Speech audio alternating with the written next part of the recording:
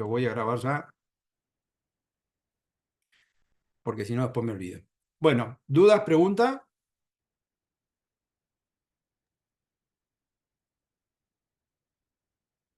Esta vez también estoy con mate yo, no como en el aula que toman mate ustedes y yo los miro nada más. Ahora podemos compartir.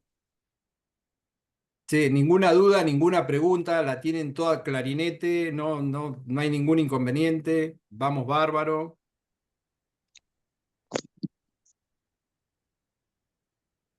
¿Algún micrófono encendido para que pregunte? Nada.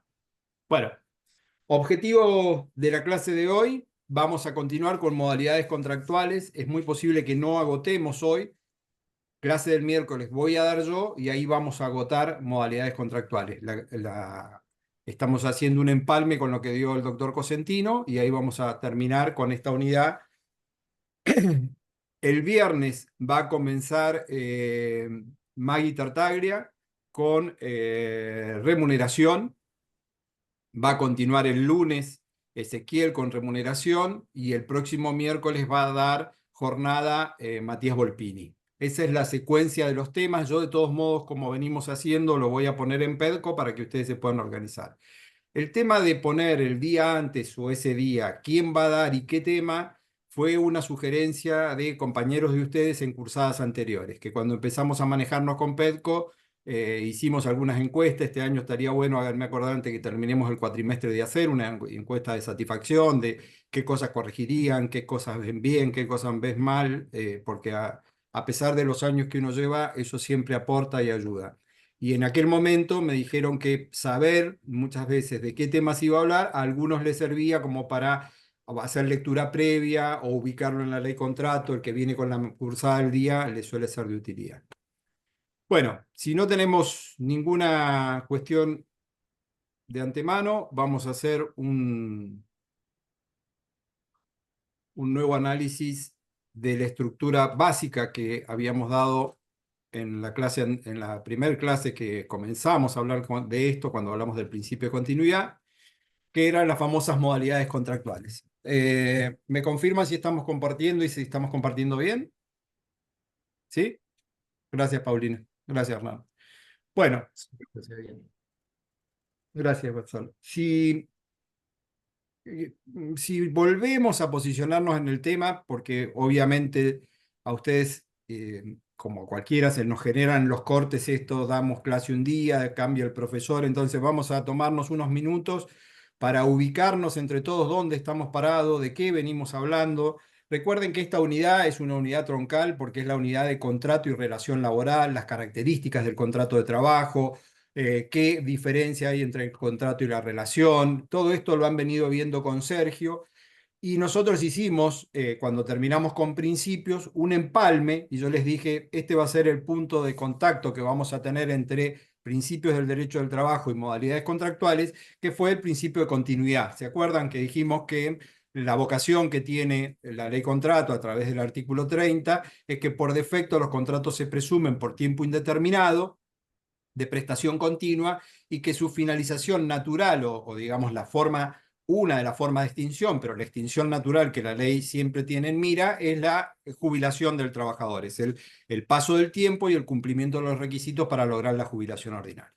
En base a esa unión que hicimos entre el principio de continuidad y las modalidades contractuales, vimos algo de este primer gráfico que ustedes ya han profundizado con Sergio. Este primer gráfico lo que hace es una división muy básica entre una estructura por defecto de la ley, que es el contrato por tiempo indeterminado, y una excepción o excepciones que tiene la ley, que son los contratos a términos o a plazo. Saber de que por defecto la ley va a contratos por tiempo indeterminado nos es de mucha utilidad, porque en caso de duda la ley va a priorizar que el contrato es por tiempo indeterminado.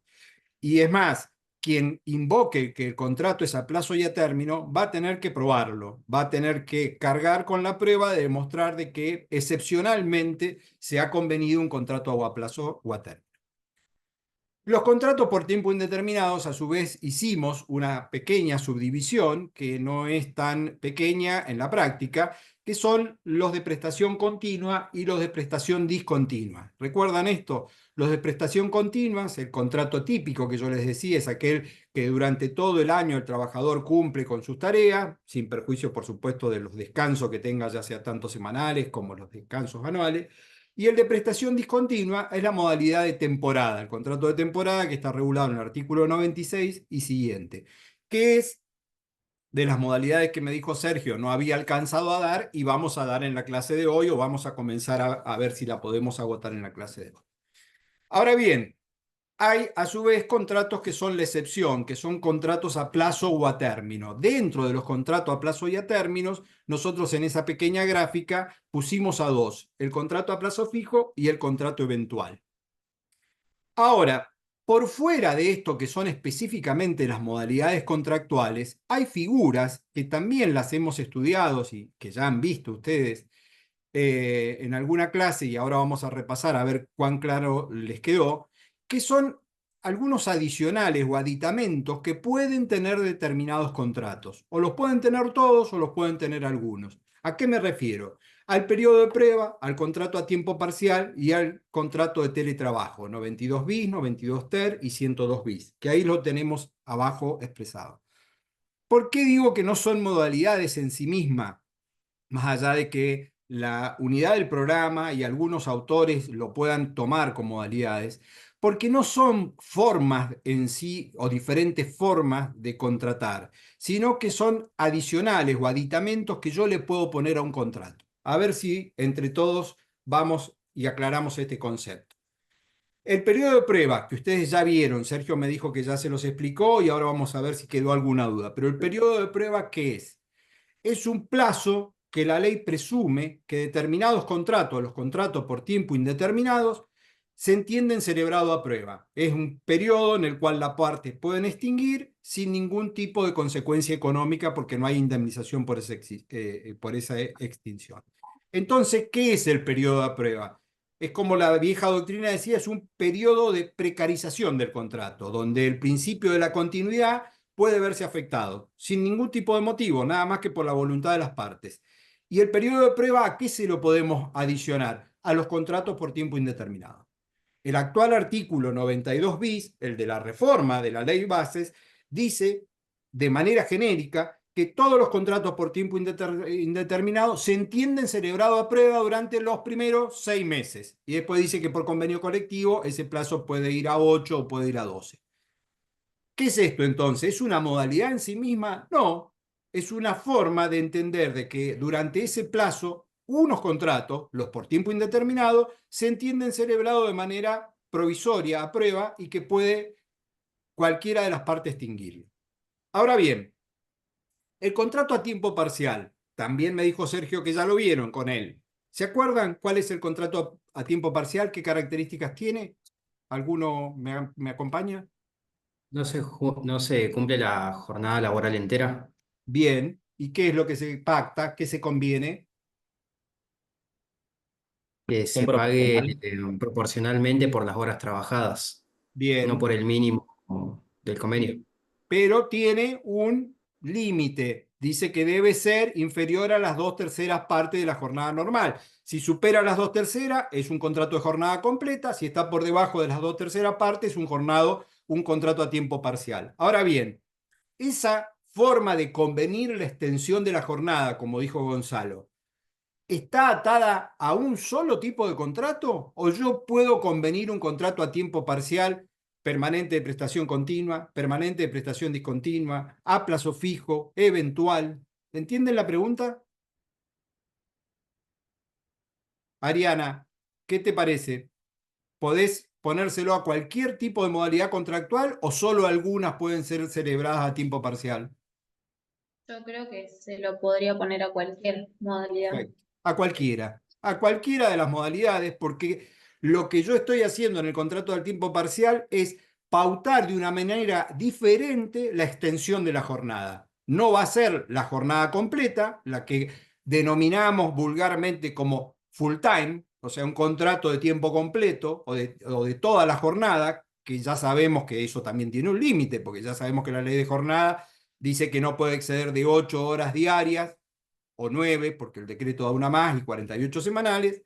Entonces, ese sería un contrato de jornada completa. Si yo pacto 2/3 partes menos, vamos a ir a lo simple, en vez de hacer 8 horas diarias hago 4, y en vez de hacer 48 hago 24, estoy a un contrato al 50%, es un contrato a tiempo parcial. ¿Se lo puedo poner a cualquier modalidad? Sí. Entonces, dejamos aclarado que la forma del contrato a tiempo parcial es un aditamento que yo le puedo poner a cualquier modalidad contractual. Y la última, contrato de teletrabajo. No me dijo Sergio si lo vieron, ¿lo alcanzaron a ver? No, no lo No, No, recuerdan. profe, no llegamos. Bien, lo vamos a Me ver. suena que algo de los call centers puede ser, que infirió en la pandemia. Creo Bueno, que mencioné algo así. ahí viene un poco. Los call centers ya existían, y en realidad hace en las TIC, las comunicaciones, fueron las que motorizaron los contratos, los teletrabajos. Pero la pandemia nos obligó a que muchas de las actividades, aun aquellas que no estaban preparadas para eso, se terminaron haciendo teletrabajando. O el famoso home office, que no es lo mismo, pero suena muy parecido. Porque en definitiva, ¿qué era? Era trabajar desde un lugar distinto al de la empresa. En principio, trabajar desde nuestra propia casa y vincularnos, por eso las TIC, con alguno de los métodos de comunicaciones o telecomunicaciones, y a partir de ahí producir el vínculo. Ahora, sin que ustedes sepan cómo está reglamentado el teletrabajo ni conozcan la ley de teletrabajo, pregunto, ¿esta forma de vincularse estará atada solo a una modalidad contractual, o yo podré ser un trabajador permanente continuo, permanente discontinuo, plazo fijo o eventual, y hacerlo por teletrabajo? ¿Qué opinan?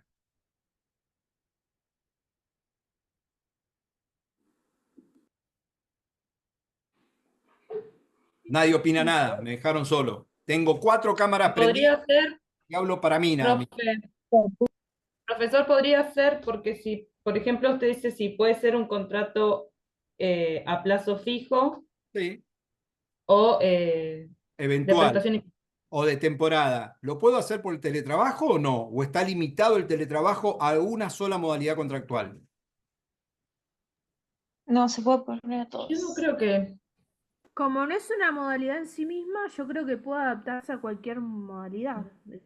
Es que piénsenlo, el teletrabajo no lo han estudiado, pero básicamente es: no estoy ejecutando la tarea en el lugar de la empresa, la estoy ejecutando desde otro lugar, por decirlo, de manera remota.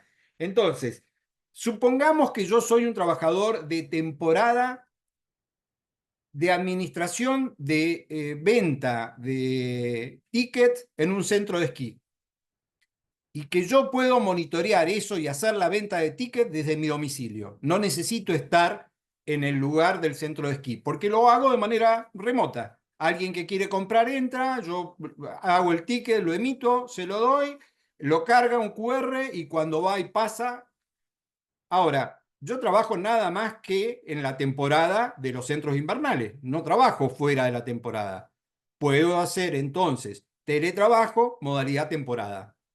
Un contrato a plazo fijo, como dijo recién Nadia, o un eventual, también. Creo que ya saben más o menos de qué va cada uno contrato, ahora lo vamos a especificar, pero a lo que quería llegar es que esta última parte que le agregamos al cuadrito, que claramente dice no son modalidades, en definitiva es porque no lo son en sí, sino que se les pueden aditar a las modalidades contractuales. En algunos casos a todas, y en otros solo a algunas. Paulina, no sé si levantaste la mano o justo pasaste con la mano por... No, no levantaste la mano, Paulina. Perfecto. Bien, ¿dudas o preguntas de esto? Esto es, vuelvo a presentar el tema, estamos en el gráfico inicial, estamos viendo cuáles son las modalidades contractuales y cuáles no son modalidades, pero las vamos a estudiar aquí porque se van a aplicar a determinadas o a todas las modalidades contractuales. ¿Alguna pregunta de esto? ¿No? Perfecto. Entonces, ustedes, permítanme que voy a dejar de compartir esto y voy a ir a compartir básicamente Espérenme un segundo.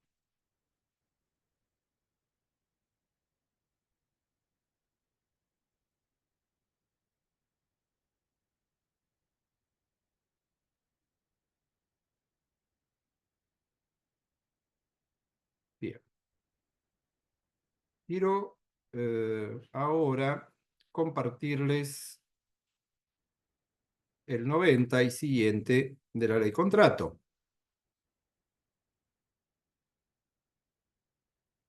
En los convenios colectivos y aquí estoy en la ley. Bien, esto que dijimos en la primer clase, que les ha dicho Sergio, que ya hemos explicado, está plasmado de manera clara en la ley contrato. Indeterminación del plazo, artículo 90. El contrato de trabajo se entenderá celebrado por tiempo indeterminado, salvo que su término resulte de las siguientes circunstancias. Entonces, el principio o por defecto, la regla es el plazo indeterminado y solo como excepción puede ser a plazo o a término. Y acá aparecen los requisitos que entiendo Sergio seguramente ya se los explicó. Que se haya fijado en forma expresa y por escrito el tiempo de su duración, esto es formal, debe ser hecho por escrito, y B, que las modalidades de las tareas o de la actividad razonablemente apreciada así lo justifiquen. Ahora bien, vamos a llevar un repaso en paralelo de algo que ustedes entiendo ya vieron. Diferencias y semejanzas del contrato a plazo fijo y el contrato eventual. A ver, ¿quién se anima y quién me dice? ¿En qué se parece y en qué se diferencia en un contrato a plazo fijo y un eventual? Profe, el eventual no lo vimos. Pero Va, usted lo ellos no lo vieron. sabe, ya podría aportarme algo, usted podría colaborar, pues no me va a dejar 2 horas hablando No, como loco malo, usted puede tirarme alguna onda. A ver, ¿qué opinan? ¿Saben lo que es un contrato eventual o no? De plazo fijo habíamos visto que se determina un tiempo específico, una fecha de terminación. Bien, Había dado un compañero el ejemplo de una mujer embarazada que se toma una licencia y bien, entra otra persona en su reemplazo. Entonces bien. ahí sí puedes determinar un plazo fijo porque sabes cuánto dura un embarazo aproximadamente. Y Lo que que después tengo es un había plazo unos días, cierto. Yo tengo un plazo claro, puesto en contrato, 3 meses, 6 meses, 12 meses. ¿Puedo ser 6 años? no, porque es hasta 5 años, ¿no? Perfecto. Entonces, Cami Tiene dice, podés poner el plazo, ojo, tenemos el requisito formal, hacerlo por escrito y ponerle el plazo. ¿Alcanza solo con eso? No, tenemos un requisito sustancial, que la circunstancia razonablemente apreciada, como dice el inciso B, justifique la utilización de esta figura. En el caso que dio Camila, es una suplencia. Entonces, yo tenía una trabajadora permanente continua mía, entra en licencia por embarazo, que sabemos que es 90 días, tomo por 90 días, plazo fijo, alguien que la suple. ¿Es válido ese contrato a plazo fijo? Sí. ¿Por qué? Lo hice por escrito, tengo el plazo y hay una circunstancia que razonablemente apreciada así lo justifica. ¿Sí? ¿Hasta ahí estamos todos de acuerdo? Compartimos, esto es lo que les dijo Sergio, digamos. No, no, ahora Cami, no te vayas, quédate ahí con el micrófono abierto. Si yo te digo que en vez de hacer un contrato a plazo fijo, quiero hacer un contrato eventual, también para una suplencia, ¿te suena raro? Vos me dirías, bueno, pero definime, ¿por qué sería eventual? Sí, ahí ya no lo vimos mucho, pero Pensalo. podría ser eventual por no estar determinado el plazo exacto de la licencia o algo por Claro, el estilo. supongamos que la trabajadora comienza con la licencia antes de los 90 días porque tiene un embarazo de riesgo. Y en función de eso, yo tengo que prever la suplencia de su embarazo de riesgo más su licencia por embarazo y a su vez no sé si luego se va a tomar la licencia sin goce de haberes del periodo de excedencia, que a ustedes ya más o Ujú. menos les suena porque lo Sí, vimos cuando eso hubo sí. un plazo de caducidad, ¿se acuerdan? Entonces, si yo tengo esa circunstancia de que tengo que suplir a alguien al que no le tengo la fecha exacta de cuánto va a ser el plazo de suplencia, puedo contratar un trabajador eventual. O sea, puedo hacer un contrato eventual para suplencia. ¿Se entendió hasta ahí? Pero los requisitos siguen siendo lo mismo. Tiene que ser por escrito, ya no tengo plazo cierto, lo que tengo es la circunstancia expresada, suplencia de tal trabajadora, y a su vez tiene que ser una circunstancia que razonablemente apreciada si lo justifiquen. Sigamos por ese sendero para ver el eventual. Me estoy metiendo en el eventual. Si yo contrato a alguien para suplir a una trabajadora con embarazo de riesgo y luego con el parto y luego con eventualmente una licencia sin goce de haberes. Y esa persona que la está supliendo en un momento determinado sigue trabajando y la que estaba de licencia se reincorpora y conviven ambas en la empresa. ¿Qué ocurre? ¿Sigue habiendo un contrato eventual? Se vuelve uno por tiempo indeterminado, ¿Por qué, Gonzalo? porque la causa que originó este contrato se terminó y sigue trabajando. Porque la causa objetiva que justificaba razonablemente la utilización de la modalidad desaparece. ¿Se entiende? La causa objetiva era la suplencia. Como ya no está supliendo a nadie porque aquella persona que estaba de licencia vino y se reincorporó y esta siguió trabajando y han convivido ambas, si a los 2 días, a los 5 días el empleador dice, che, extingo este contrato eventual, ya no va a ser válido porque el contrato mutó, pasó a ser un contrato por tiempo indeterminado. Porque el requisito de la circunstancia objetiva ha desaparecido. ¿Se entendió eso? Ahora bien, vamos al juego de semejanzas y diferencias entre el paso fijo y el eventual. La primera surge un poco de lo que Camila dijo. En el plazo fijo tengo un plazo cierto. 1 mes, 2 meses, 5 meses, hasta 5 años tengo un plazo cierto. En el eventual no tengo un plazo cierto, pero sí tengo una circunstancia descripta que me va a poder determinar ese plazo. Acá es suplencia de fulana de tal. Salgamos del ejemplo de la suplencia. A ver qué otra causa se les ocurre como razonable que justifique un contrato eventual, donde yo no pueda poner los meses porque no lo sepa. Una persona que sufrió un accidente, no sé, venía a trabajar y sufrió un accidente o salió del trabajo. Pero va a ser suplencia, Nadia. O sea, en vez de ser una suplencia por maternidad, va a ser una suplencia por accidente. Una circunstancia excepcional de riesgo de contable en la empresa, donde hay que ajustar ciertas cuestiones, ciertos patrones. Jacqueline, no sé si sos vos la que estabas preguntando, la que Sí, estabas soy diciendo. yo. Sí, Una circunstancia sí, sí. excepcional. A ver, profundizámelo un poco En más. términos, en términos administrativos y contables, en Ajá, los que hay que hacer algún tipo de estructuración dentro de la empresa para acotar gastos y para, bueno, derivar algunas inversiones, etc. bien, Entonces pero se va a necesitar una persona especializada con su equipo. está bien, pero no era tu actividad especial, digamos, no era la actividad propia y normal del establecimiento. No, si es un centro de salud, no es la actividad propia y normal, pero Y que, obviamente que que va a sea un necesitar centro una de persona salud lo especializada. sabés vos, no lo sabemos nosotros, no sé, ustedes sabían que era un centro de salud el de Jacqueline, yo no sabía que tenía un centro de salud. No, el ejemplo, Profe, estoy dando el ejemplo. El Bien, puede ejemplo, ser si es un un centro de ejemplo salud, que... espera Cami, Uy, porque está bien el sí, sí, ejemplo, pero quiero que lo termine de desarrollar y por eso le estoy tirando de la lengua, digamos. Vos decís, tengo un sí, establecimiento que es un centro de salud X y tengo una circunstancia excepcional de tinte contable administrativo y necesito alguien, 1, 2, 3 personas que vengan a realizar esta tarea. ¿Hasta ahí vamos? el ejemplo lo dio uno de los profes, no recuerdo cuál, porque no los conozco bien, pero fue concretamente sobre esta circunstancia contable. Puede ser un centro de salud, un supermercado o una casa de neumáticos. El punto es ¿Está que bien? ellos No, no tienen la especialidad en cuanto a cómo reestructurar en una circunstancia en la que tienen que pagar ciertas inversiones nuevas que hicieron y estructuran un año presupuestado ya para abordar esa circunstancia excepcional contable administrativa. bien.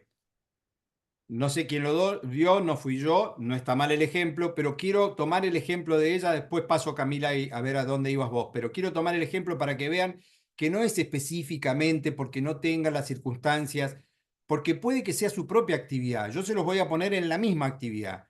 En mi estudio jurídico nos dedicamos a atender empresas y atendemos exclusivamente empresas.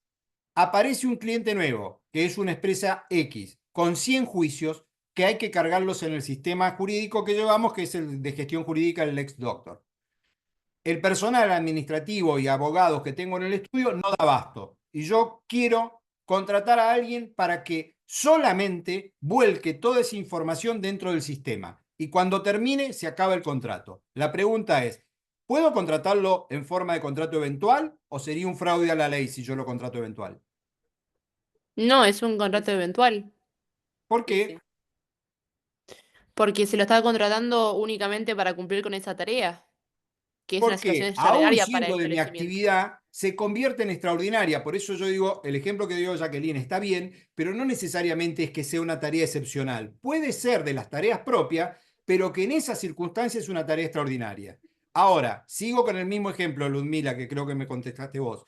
Si yo Sí, hago el contrato eventual y te contrato a vos para que cargues el doctor, y en la medida que vos los vas haciendo, yo digo, che, qué bien, Ludmila, ¿por qué no aprovechás y me vas a tribunales y me mirás estos otros expedientes que no tienen que ver con este cliente nuevo, pero ya que le vas agarrando la mano, me traes esta información y me la cargas también en sistema? ¿Qué pasa ahí con el contrato? no, creo que ahí sí sería un fraude, porque no fui contratada para, o sea, no es una circunstancia extraordinaria esa Bien, que usted me está pidiendo. exacto. Entonces, ¿qué es lo que hice? Bajo el ropaje ab initio de una circunstancia extraordinaria que justificaba el contrato eventual, yo muté, modifiqué esas circunstancias y ahora te di una tarea ordinaria propia de mi estudio, que en vez de hacerla Claro, con un abogado o con una secretaria, tomo a alguien que había tomado el contrato eventual y le pongo a hacer la tarea. ¿Qué va a ocurrir ahí? El contrato deja de ser un contrato eventual y pasa a ser un contrato permanente continuo. ¿Se entendió el claro. ejemplo?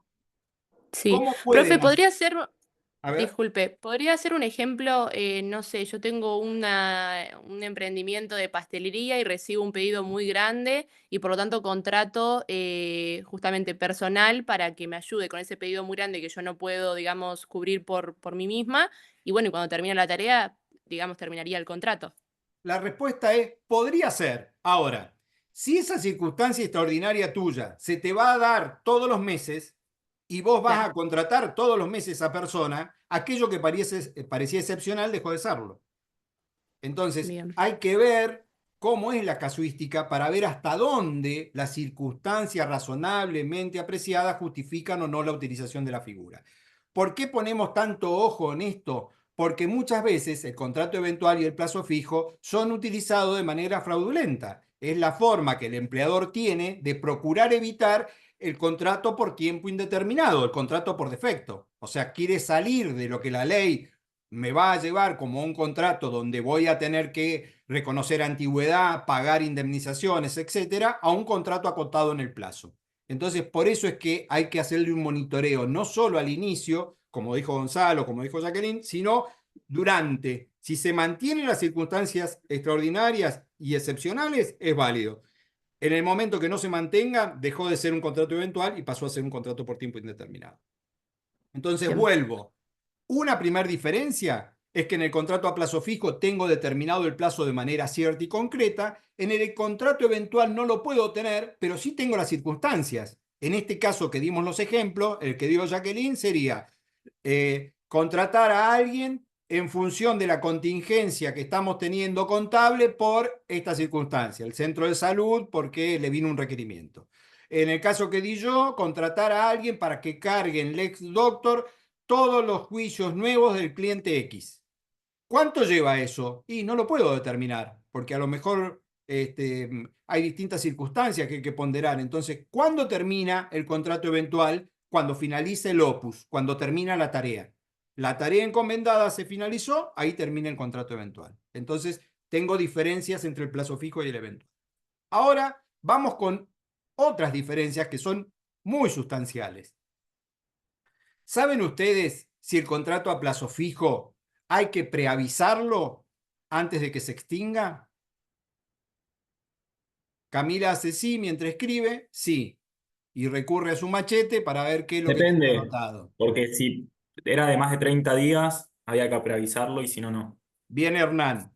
Hay que preavisar siempre y cuando sea superior a 30 días, porque si es de 30 días se entiende que el preaviso está dado con la misma firma del contrato, porque estamos hablando de un contrato formal. Entonces, siempre que sea mayor a 30 días, hay que preavisar. Y el preaviso es de un mes. Ahora bien, ¿qué ocurre si no preaviso en un contrato a plazo fijo? ¿Cuál es la consecuencia? Lo tendrás que pagar. Indeterminado. Bien. Recuerden y miren el apunte porque Sergio se los debe haber explicado. Aquí, la falta de otorgamiento del preaviso hace que el contrato mute y deja de ser un contrato a plazo fijo y pasa a ser un contrato por tiempo indeterminado. Vamos a ponerlo en un ejemplo por si alguno tiene alguna duda. Yo convengo un contrato a plazo fijo de 6 meses. Lo hago por escrito, pongo el plazo y hay una circunstancia que justifica razonablemente la utilización de este contrato. ¿Todo de acuerdo con eso? A los 5 meses, el empleador va a tener que preavisar 30 días antes de que ese contrato se va a extinguir por cumplimiento del plazo. Es decir, que cuando llegue a los 6 meses se extingue, pero debe preavisarlo 30 días antes. ¿Todos de acuerdo con esa obligación? ¿Sí? Ahora, si al llegar al 5 meses y un día no ha preavisado, el contrato dejó de ser a plazo fijo y pasó a ser contrato por tiempo indeterminado, salvo, como dice la norma, que se ampliara el plazo, es decir, que las circunstancias extraordinarias siguieran existiendo y el empleador firmara un contrato por un nuevo plazo. Acá la norma no dice que sea un plazo igual o mayor. La doctrina procura de que ha dicho que si el plazo que se expira es solo de 30 días, se puede presumir de que hay un fraude, que lo que estoy haciendo es estoy prorrogando el plazo para después preavisar y no quedar en esta circunstancia de contrato por tiempo indeterminado. Pero entiendan de que yo puedo evitar convertirlo en contrato por tiempo indeterminado en la medida que prorrogue el plazo, pero que yo lo prorrogue existiendo las circunstancias extraordinarias, porque si yo lo prorrogo ficticiamente, estamos en el mismo supuesto que dimos antes, que es no existe la circunstancia, se cae el contrato y pasa a ser por tiempo indeterminado. Entonces vuelvo, el contrato a plazo fijo debe ser preavisado, como dijo Hernán, solo no se preavisa si es menos de 30 días. Si es mayor de 30 días, se preavisa siempre, un mes. Y si no cumplo con preavisar, se convierte en por tiempo indeterminado. ¿El contrato eventual lleva preaviso? No, no lleva preaviso. La lógica es que como yo no sé con certeza cuándo va a terminar, porque se termina cuando termina la obra, el opus encargado, no lleva preaviso. Entonces, primer gran diferencia. El plazo fijo sí se preavisa, el eventual no se preavisa. ¿Seguimos? ¿Sí? El contrato a plazo fijo, debidamente preavisado y que se extingue por cumplimiento de plazo. Dije muchas cosas juntas, ¿no? Vamos de vuelta. Estoy en un contrato a plazo fijo, debidamente preavisado, que se extingue por cumplimiento de plazo. ¿Todos entendieron lo que quise decir? Tengo nada más que 5 caras, así que creo que con la mía son 7. Sí, las caras que estoy viendo entendieron. Ok. La pregunta es, cuando se da esa circunstancia, el contrato a plazo fijo, ¿lleva indemnización por la extinción? No, porque estuvo previamente avisado, era el plazo correcto, fue por el cumplimiento. Todos dicen lo que dice Gonzalo. Esto no se lo ha dicho el doctor Cosentino. O no les dio toda esa parte o no se los ha dicho porque no lo va a decir nunca. Aquí lo que hay que ver es qué No, duración pregunta. tiene. era si era mayor de un año, se debe indemnización, y si era menor de un año, no Exactamente, se debe. Juan. Exactamente, Juan Cruz. Acá lo que hay que ver es la extensión.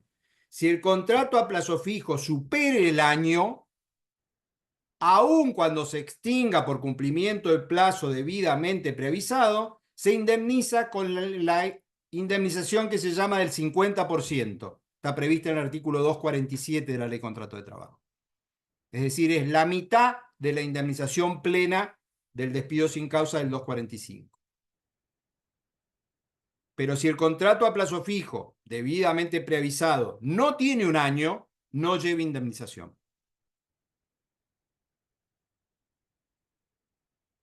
¿Va de vuelta? Gonzalo, ¿lo entendiste? ¿Sí?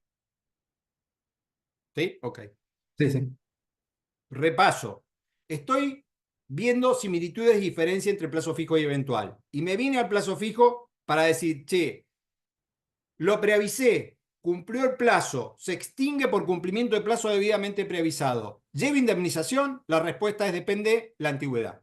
Si ese contrato tiene más de un año, sí lleva indemnización y lleva el 50% de la indemnización. Si tiene menos de un año, no lleva indemnización. Ahora, supongamos que yo hago un contrato a plazo fijo de 6 meses y que a los 6 meses, en vez de extinguirlo, lo prorrogo por 3 meses. A los 3 meses, en vez de extinguirlo, lo prorrogo por 3 meses. Ya llevo un año. ¿Me van siguiendo? Las circunstancias excepcionales siguen existiendo. Justifican, es válido, lo hago por escrito, todo bien. Y lo vuelvo a prorrogar por 2 meses. En vez de tener un año, tengo un año y 2 meses. ¿Qué ocurre cuando extinga debidamente preavisado? Debo indemnizar, porque voy a computar todas esas renovaciones como antigüedad de un mismo contrato. ¿Se entiende esto? O sea, yo la contrato a Paulina por un contrato a plazo fijo de 6 meses. Lo hacemos por escrito, existen las circunstancias. Al mes 5, en vez de preavisarla, le digo, Paulina, vamos a renovar por 6 meses más. Por escrito existen las circunstancias. Está todo dado. Perfecto, renovamos. Ya vamos a un año. Y al año, antes del año, a los 11 meses, le digo, vamos a renovar por 2 meses más. Nos pasamos del año. Pero es siempre Paulina, el mismo empleador, mismo contrato y las mismas circunstancias. ¿Qué hago? Voy sumando esas antigüedades. Entonces, cuando vaya a extinguir, por cumplimiento de plazo debidamente preavisado, voy a tener que indemnizar. Con la indemnización del 50%, no entren ahí en detalles, porque eso es extinción. No voy a explicar cómo se calcula, porque sería complicarnos en este momento sin sentido. Sepan que lleva indemnización. Ahora, el contrato eventual, ¿lleva indemnización? Nunca. Así como nunca lleva preaviso, nunca lleva indemnización.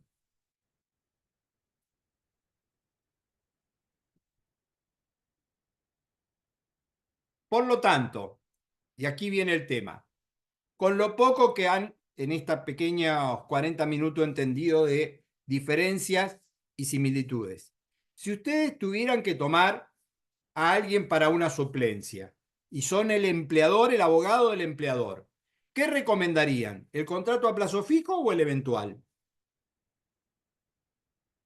Y el eventual. ¿Por qué? Porque una vez que se extinga no tenés que indemnizar. ¿Y qué más? Tampoco tenés que preavisar. Entonces no tenés el riesgo de comerte el preaviso porque te olvidaste y de que el contrato se te convierta por tiempo indeterminado. Esto, que lo he dicho muy burdo, lleva a que en la mayoría de las veces el empleador que está bien asesorado busca poner al contrato como eventual, poniéndole alguna incertidumbre al plazo para aprovecharse de las virtudes que tiene el contrato eventual frente al contrato a plazo fijo. ¿Por qué? Porque el contrato a plazo fijo tiene mayores riesgos y mayores costos. El riesgo es, me olvidé de preavisar, y el costo es, pasó el año, tengo que pagar una indemnización del 50%. ¿Se entendió? ¿Sí? Me alegro. ¿Dudas? ¿Ninguna? Ustedes ni me escuchan, me parece, porque no puede ser que no tenga Profesora, ninguna duda. yo tengo una duda con el Dale. tema de los contratos. Sí, Cuando se firman estas extensiones en el contrato, sí. ¿se hace un contrato nuevo dejando en claro que hubo otro contrato antes o son contratos distintos? No, podría hacerse una adenda al contrato original, una adenda complementaria diciendo que en la medida que se mantienen las circunstancias excepcionales que justificaron el plazo a fijo, el contrato a plazo fijo, se prorroga por 3 meses más, 4 meses más. O podrías hacer un contrato nuevo, autónomo, que normalmente lo que dice es, habiendo estado vinculado a plazo fijo y siendo que no se cumplió con el objetivo para el cual fue contratado, suponete que es una suplencia, vamos a hacerlo lo más fácil. Te contrataron para suplir a un trabajador que tiene una licencia por un accidente de trabajo de 4 meses. A los 4 meses, a vos te han preavisado, se va a extinguir, al trabajador le amplían la licencia por 3 meses más y te van a hacer otro contrato diciendo que está contratado por 3 meses más. Entonces vas a prorrogar el plazo. Pero es indistinto, podés hacerlo en el mismo o en otro nuevo. Buenísimo, gracias. Quiero leer un poquito esto para ir cerrando acá el tema. Yo me quedé en el 90 en los dos incisos. Dice, la formalización de contratos por plazo determinado en forma sucesiva que excedan de la exigencia prevista en el apartado B de este artículo convierten al contrato en uno por tiempo indeterminado. O sea, siempre tiene que existir esas circunstancias que razonablemente apreciadas así lo justifiquen. ¿Razonablemente apreciada por quién? Por el juez, que va a ser el caso que tenga que interpretar. 91. El contrato por tiempo indeterminado dura hasta que el trabajador se encuentre en condiciones de gozar el beneficio que le asignan los regímenes de seguridad social. Esta es la extinción natural que yo les hablaba del contrato por tiempo indeterminado, por límite de años de servicio, salvo que se configuren algunas de las causales de extinción previstas en la ley. Bueno, prueba, la carga de la prueba de que el contrato es por tiempo determinado estará a cargo del empleador. Esto, como dijimos que los contratos son a plazo o a término, son la excepción, es el empleador el que va a tener que demostrar todo, que lo hizo por escrito, que se dan las circunstancias excepcionales, etc. Y ahí viene el periodo de prueba. Sergio me dijo que les dio periodo de prueba, o sea que ustedes vieron ya completo periodo de prueba con él. ¿Algunas dudas les quedó? ¿No? Bueno, entonces como no tienen dudas, y tengo 1, 2, 3, 4, 5 caras sin dudas, van preguntas para que chequeemos a ver hasta dónde. ¿Puedo contratar a un mismo trabajador más de una vez en contrato a prueba? No. No. Si yo fui dado de alta por la quit número tanto de Alejandro Cataldi a Ariana Torres a prueba, extingo y después la vuelvo a contratar, no puedo volver a tomar la Ariana a prueba. ¿Por qué? Porque es una sola vez para con ese empleador que puede ser contratado a prueba. ¿Todos de acuerdo con eso? ¿Sí?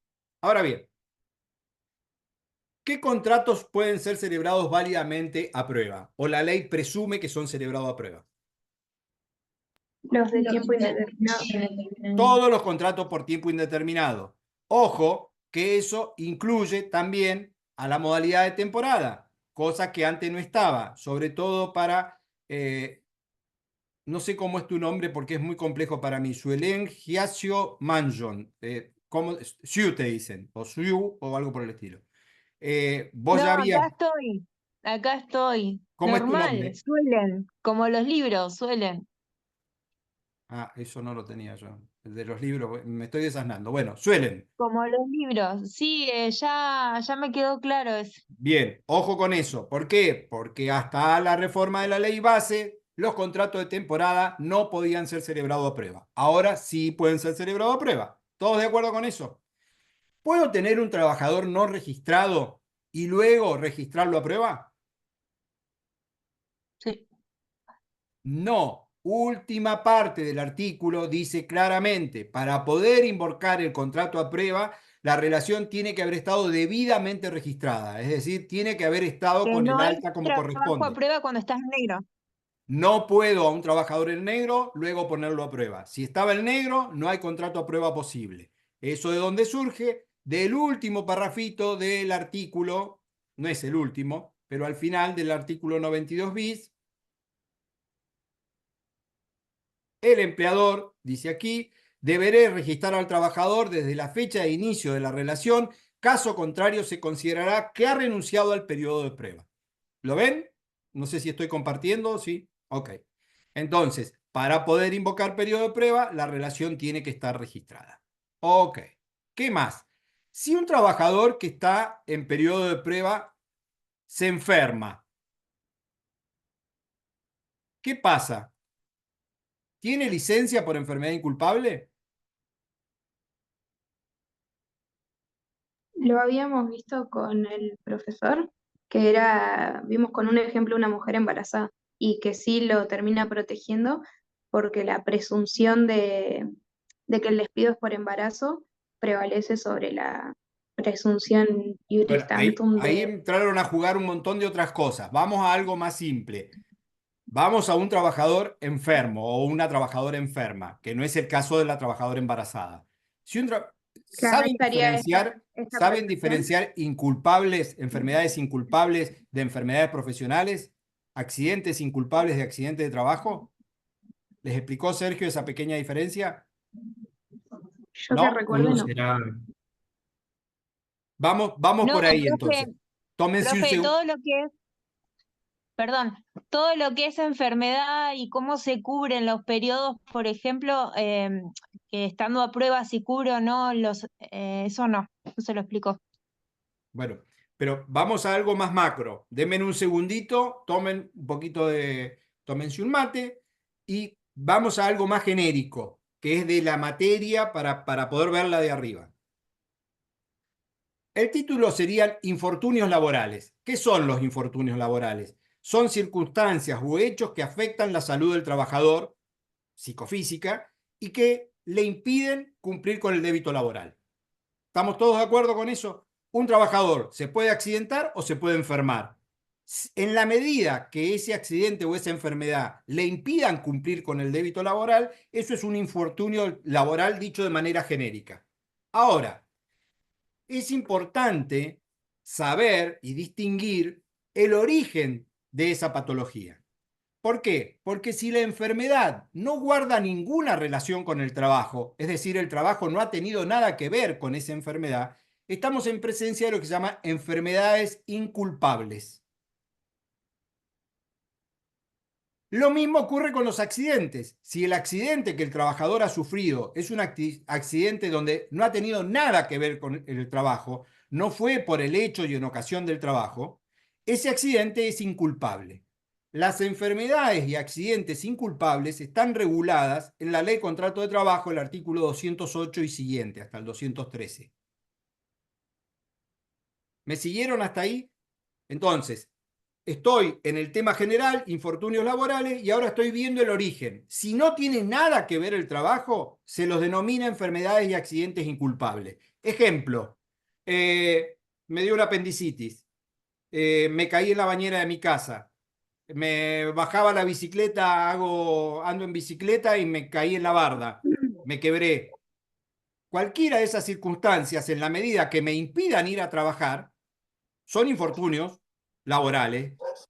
Lo que ocurre es que aquí nada de lo que generó ese accidente o esa enfermedad tiene relación con el trabajo. La apendicitis me vino sola, me caí en la bicicleta un sábado a la tarde, ¿se entiende eso? Ahora, en el otro sector, dentro del mismo techo de los infortunios, pero con una regulación específica, están las enfermedades profesionales y los accidentes de trabajo, que a diferencia de los inculpables, aquí la relación es directa. El trabajo es el que ha sido el productor, el generador de esa patología o de ese accidente. No pongan algo muy complejo, pongan algo sencillo. Dando clase en la facultad, yo, como alguna vez casi ha ocurrido, estoy en el aula, se vuela un pedazo del cielo raso, pum, me pega en la cabeza, no me maten todavía, me lesiona y no puedo seguir dando clase. ¿Qué ocurrió? Es un accidente de trabajo. Yo soy docente universitario, estoy alcanzado por la ley de riesgo de trabajo, ese accidente es un accidente laboral. Entonces, tengo dos formas muy diferencial de darle tratamiento a las patologías, si tienen o no tienen relación con el trabajo. Así como dije que las inculpables están reguladas en el 208 al 213 de la Ley de Contrato de Trabajo, los accidentes de trabajo y las enfermedades profesionales están regulados en lo que se llama Ley de Riesgo del Trabajo. ¿Sí? 24.557, Ley de Riesgo de Trabajo, que vamos a estudiar en extenso en la segunda parte de la materia, porque es complejo entenderla y tiene toda una regulación bastante profusa. Entonces, ¿por qué hice todo este primer paneo genérico? Porque ahora vamos a lo que nos ocupa. La pregunta que yo les hice y que ustedes, algunos de ustedes me complejizó un poco con el tema de la trabajadora mujer embarazada, vamos a una enfermedad inculpable. Si un trabajador que está en periodo de prueba tiene una apendicitis y se le complica y viene con una licencia de 5 días, pero después viene con una licencia de 15 días porque se complicó, una peritonitis. La pregunta es, ¿qué pasa con ese contrato que está en periodo de prueba? ¿El empleador me tiene que dar la licencia, me tiene que pagar los días o puede decir, no, como estabas en periodo de prueba, hasta acá llegamos, te vas a tu casa y listo? Sí, porque cualquiera de las partes lo puede dar de baja en periodo de prueba. Pero estoy enfermo. ¿Me puede dar de baja enfermo? ¿No me va a dar cobertura? En En cuestión, el en términos artículo, en legales, la como parte la de que las reglas, ajeno a la empresa. Es en una la parte de las peritonitis. reglas dice Una algo sobre peritonitis, es inculpable. Perdón, no estoy entendiendo porque por ahí nos superponemos. que yo decía que en el inciso 5 habla de que tiene derecho a las prestaciones por accidente o enfermedad de trabajo y también por accidente o enfermedad inculpable. ¿Cómo lo dice? A ver, ya que estás, ¿lo lees? El trabajador tiene derecho durante el periodo de prueba a las prestaciones por accidente o enfermedad de trabajo, también por accidente o enfermedad inculpable, que perdurará exclusivamente hasta la finalización del periodo de prueba si el empleador rescindiere el contrato de trabajo durante ese lapso. Queda excluida la aplicación de lo prescripto en el cuarto párrafo del artículo 212. Bien. Bueno, ustedes ya vieron periodo de prueba, se los dio Sergio. ¿Saben lo que es el 212 cuarto párrafo y saben de lo que nos estamos refiriendo acá? Busca apunte, Camila, desesperada, le da la hoja para... No, no lo dio, profe. Bien, no lo mande al frente así, pobre el doctor Cosentino. No habrá No, alcanzado a agotar perdón, el pero tema. hay muchas cosas que no dio. Vamos de vuelta, entonces. Recién alguien me decía, no, bueno, cualquiera puede extinguir, claro, pero ojo lo que dice el inciso.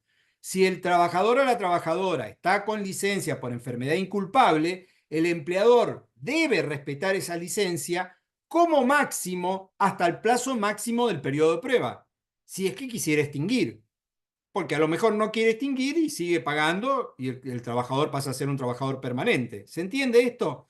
Vamos a tomar de que el periodo de prueba en la actualidad es 6 meses. Este trabajador viene con la peritonitis justo al mes 5 y viene con una licencia por 15 días. El empleador le cubre la licencia, sí, viene por otra licencia con 15 días más, con lo cual llega a los 6 meses. ¿Le paga la licencia? Sí.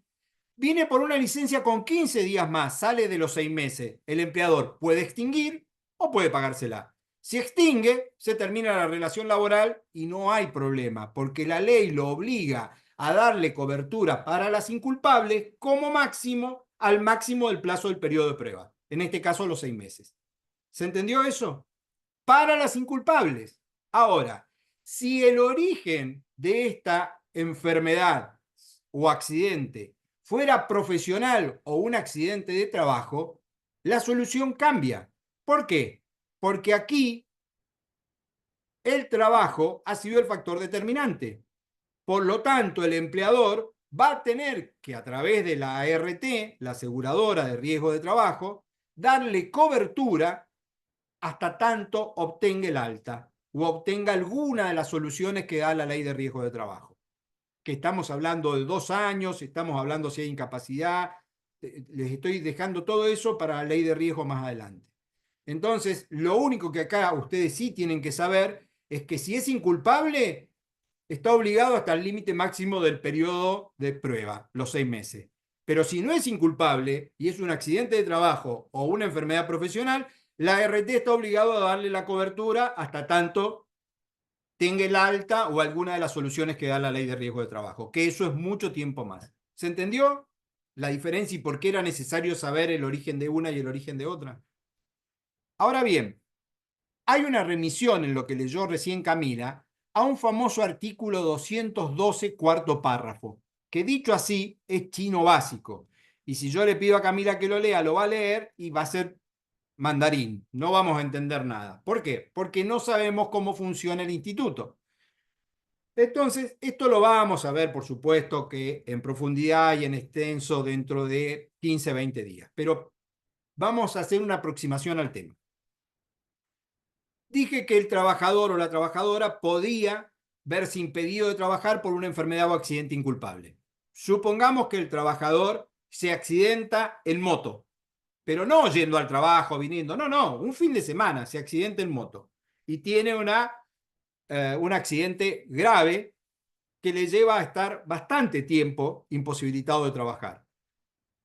¿Es un accidente inculpable? Sí, porque no guarda relación con el trabajo. La pregunta es, ¿va a seguir cobrando? Y la lógica es sí, pero ¿por cuánto tiempo? Bueno, acá viene el tema de los plazos de lo que se denomina licencia paga.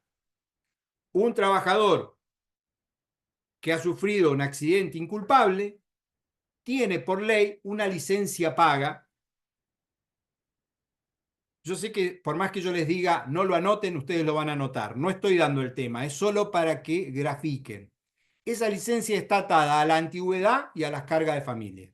Si tiene menos de 5 años de antigüedad, el plazo de licencia es de 3 meses. Si tiene más de 5 años de antigüedad, el plazo de licencia es de 6 meses. ¿Se entendió? O sea, depende de mi antigüedad, el plazo de licencia paga. Hasta 5 años tengo 3 meses, más de 5 años tengo 6 meses. Y en los dos casos, ese plazo se duplica por cargas de familia. El trabajador o la trabajadora que tiene persona a cargo, que tiene carga de familia, va a tener una licencia duplicada. En vez de tener 3 meses va a tener 6 y en vez de tener 6 va a tener 12. Dicho lineal, en el supuesto de mayor, un trabajador con más de 5 años de antigüedad y que tiene carga de familia, tiene 1 año de licencia paga. ¿Hasta ahí estamos todos de acuerdo? Di datos, no estoy explicándolo para que entiendan cómo funciona. Ahora, ¿qué pasa si se agota ese plazo de licencia y todavía no se recuperó? El palo que se pegó en la moto era grave, gravísimo. No se recupera, lleva 1 año, no le dan el alta. ¿Qué ocurre? Bueno, la ley contempla un plazo que se llama reserva del empleo. Hay 1 año más sin goce de haberes donde el empleador me tiene que guardar el empleo. ¿Se entiende esto? ¿Hasta acá me van siguiendo medianamente cómo funciona? Bueno, la pregunta del millón es, ¿qué pasa si como consecuencia de esa enfermedad o accidente inculpable, el trabajador queda con una incapacidad? Me dan el alta, pero con una incapacidad parcial. Bueno, en principio el empleador tiene que darme, si tiene, tareas acordes a esa capacidad que yo tengo. Ahora, si tuviera una incapacidad total del 66% o más, la relación laboral se extingue, porque no va a poder seguir trabajando. Producto del accidente que tuvo con la moto, quedó cuadripléjico y no puede hacer ninguna tarea. El contrato de trabajo, ¿qué ocurra? Se extingue por incapacidad absoluta. El 212 de la ley contrato, cuarto párrafo, dice que cuando esto ocurre, que como consecuencia de una enfermedad o accidente inculpable deviene una incapacidad absoluta, el empleador me tiene que pagar una indemnización que es el 50% del 245. O sea, me tiene que indemnizar a media indemnización. ¿Se entiende a dónde Perdón, llegué? profe, ¿puedo repetir esto último? Sí, cómo no.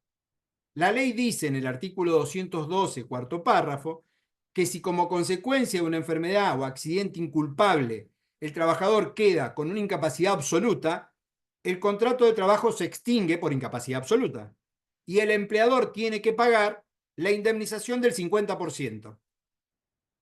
Hace un ratito hablamos, la del 247, esa es la indemnización del 50%. Ahora, ¿por qué toda esta explicación? Porque el artículo 92 bis dice, en esto que nos leyó Camila, que en periodo de prueba, si se extingue como consecuencia de una incapacidad absoluta devenida de una enfermedad o accidente inculpable, el empleador no paga indemnización. ¿Lo podés leer de nuevo, Camila, al inciso que leíste, por favor? Disculpame que te moleste, pero ya que estabas ahí a mano. El inciso 5, Sí, ¿todo entero? te entero.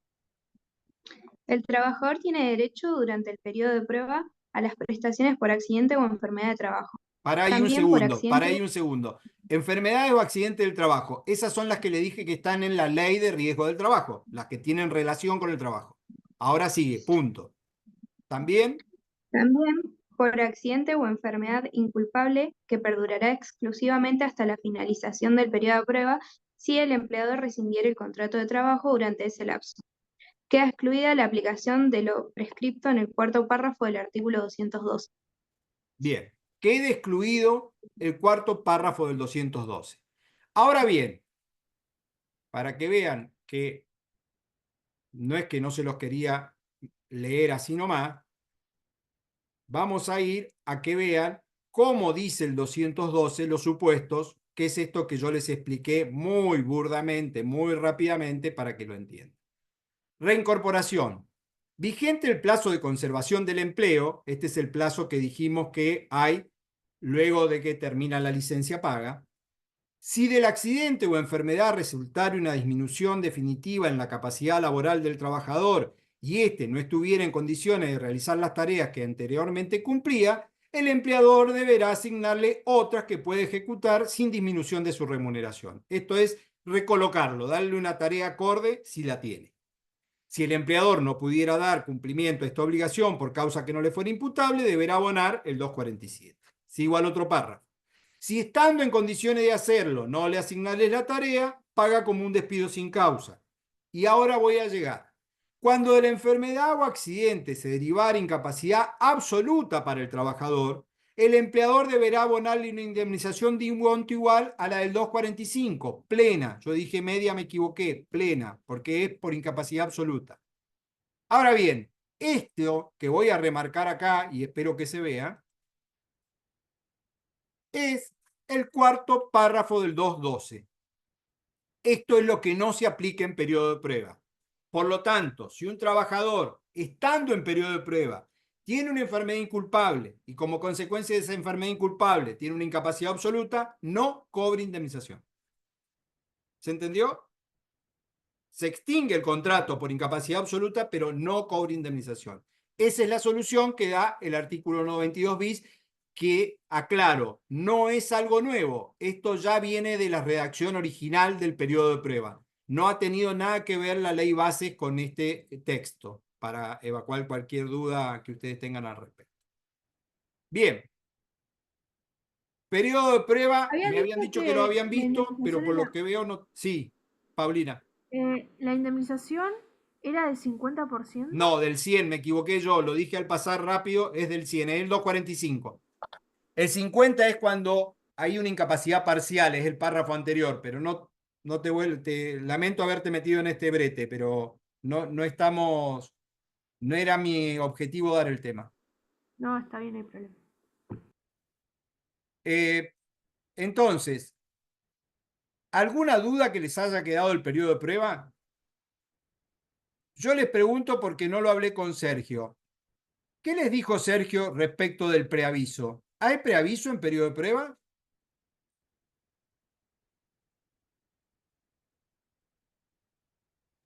No.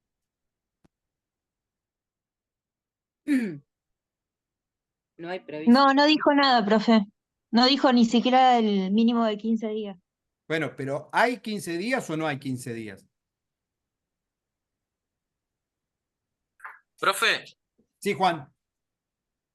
yo no recuerdo bien, pero me parece que el profesor nos había dicho de que había preaviso, excepto en aquellos que duren menos de 30 días, porque no tenía sentido contratarlo y enseguida mandar el preaviso de que se lo iba a No, despedir eso en es para el 30 días. contrato, eso es para el contrato a plazo fijo, Juan. Pero No es para el periodo de prueba. Para el periodo de prueba, la cosa, por eso no. Profe, Sí, profe, pero sí, el preaviso es de 15 días y si no se lo paga es la única indemnización que tiene el de periodo a prueba, si no me equivoco. pero ¿de dónde surge eso? Profe, yo le había De preguntado los plazos. a Cosentino, porque en la ley nueva sacaron esta última parte que decía, según lo establecido por los artículos 231 y 232. Ujú. Pero se fijó y me dijo que igual en esos artículos, en el 231 y el 232, sigue previsto Bueno, la indemnización en el periodo de prueba. entonces sí se los dijo Sergio. Me están haciendo ustedes que no habló y resulta que ya se lo explicó. Camila me trae la posta. ¿Cuál es la duda? Sí, lo dijo eso. ¿Cuál es el tema con esto? El texto anterior del 92 bis decía expresamente que en el periodo de prueba el empleador tenía una obligación de preavisar de 15 días y que si no preavisaba pagaba una indemnización sustitutiva de 15 días y lo que no había era lo que se denomina integración del mes de despido, que ahora ustedes me van a explicar de qué se trata porque seguramente lo recontra saben. Ahora bien, el actual texto modificó y eliminó esa referencia. Ahora, si ustedes van al 92 bis, no dice nada respecto de si hay obligación o no de preavisar. No dice nada, ni hace ninguna remisión. Pero ¿qué ocurre? El legislador no modificó ni tocó el artículo 231, que es donde está fijado el plazo de los preavisos. Ahí voy al 231. Plazos. No sé si me están viendo compartiendo pantalla, ¿sí? Ok. Plazos. El contrato de trabajo no podrá ser disuelto por voluntad de una de las partes sin previo aviso o, en su defecto, indemnización además de la que corresponda al trabajador por su antigüedad en el empleo cuando el contrato se disuelva por voluntad del empleador. El preaviso, cuando las partes no lo fijen en término mayor, debe darse con la anticipación siguiente. Por el trabajador, de 15 días. Es decir, que siempre el trabajador que vaya a renunciar tiene que preavisar 15 días antes. Y sigue. Por el empleador, de 15 días cuando el trabajador se encontrara en periodo de prueba, de un mes cuando el trabajador tuviera una antigüedad en el empleo que no excede 5 años y de 2 meses cuando fuera superior. ¿Qué ocurre entonces?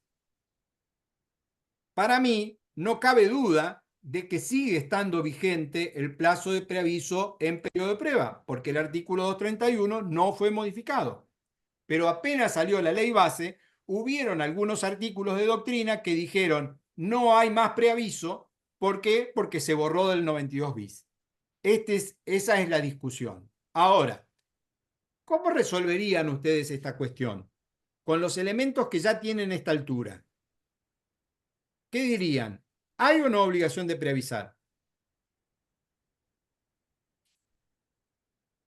Hernán amagó a contestar y apagó el micrófono. Sí, yo iba a decir que sí, pero por el principio de progresividad, pero no sé, porque me perdí en el medio y disocié. Bien, pero Creo que no. progresividad, te fuiste No hay a que tirarle con el cañón. Vamos a algo más específico. Es genérico porque habla de todos los contratos en realidad de trabajo. No, pero el plazo del 231 dice periodo de prueba. Ahora, supongamos que existe duda. Para mí, profe, sí hay porque si existen dos artículos que uno está más a favor del empleador y otro más a favor del empleado, tendríamos que irnos a que esté más a favor del empleado, similar como en la ley de consumo. Gonzalo, te voy a matar. ¿Por qué trae la ley de consumo si ya vimos principio del derecho del trabajo? Y vimos el principio protectorio. Y vimos las 3 reglas del principio protectorio. Y vimos Pero no una que están se llama derogadas. indubio pro operario. Entonces, si existe alguna duda sobre la interpretación de la norma, el juez debe obligatoriamente resolver de la manera más favorable al trabajador. No aplica las normas de consumo, Gonzalo. Somos No, previos al derecho de consumo nosotros los laboralistas, pero sí te entendí, está bien. Pero bueno, la respuesta está en aquello que ya estudiamos las primeras clases. Recurran a eso, vayan a lo que vimos como los principios. Acá sería la aplicación estricta del principio protectorio en la del indubio pro operario, la regla del indubio pro operario. Eso es lo que yo opino. De todos modos, van a encontrarse con doctrina que dice que como se eliminó y se salió del 92 bis lo que era el preaviso, no habría. Para mí sí hay porque el 231 está plenamente vigente. Profe, pero tampoco hay ahí o sea, tampoco lo cambiaron por un texto que dijera lo contrario. No, O sea, solamente lo sacaron. sacaron del 92 bis y no tocaron el 231. Si hubiese, yo soy recontra mal pensado. Yo creo que torpes, no, porque para mí quisieron sacarlo, pero no se acordaron que el 231 tenía puesto el plazo. Porque si no me extrañaría, y eso yo estoy todavía muy expectante de qué va a ocurrir, porque iba a salir el viernes pasado y no ha salido todavía la reglamentación. No me extrañaría que la reglamentación eche mano y que por reglamentación que desaparezca. No me extrañaría. Porque creo que ha sido eso, no ha sido no queremos que quede. Porque si hubiesen querido que quedara, hubiesen dejado la redacción como estaba y no la tocaban y listo, si no cambiaban nada. Al haberle sacado la remisión esa, directamente quedó esta duda interpretativa que para mí no es tal. Para mí hay preaviso en periodo de prueba. ¿Bien? ¿Alguna duda? ¿Algo más?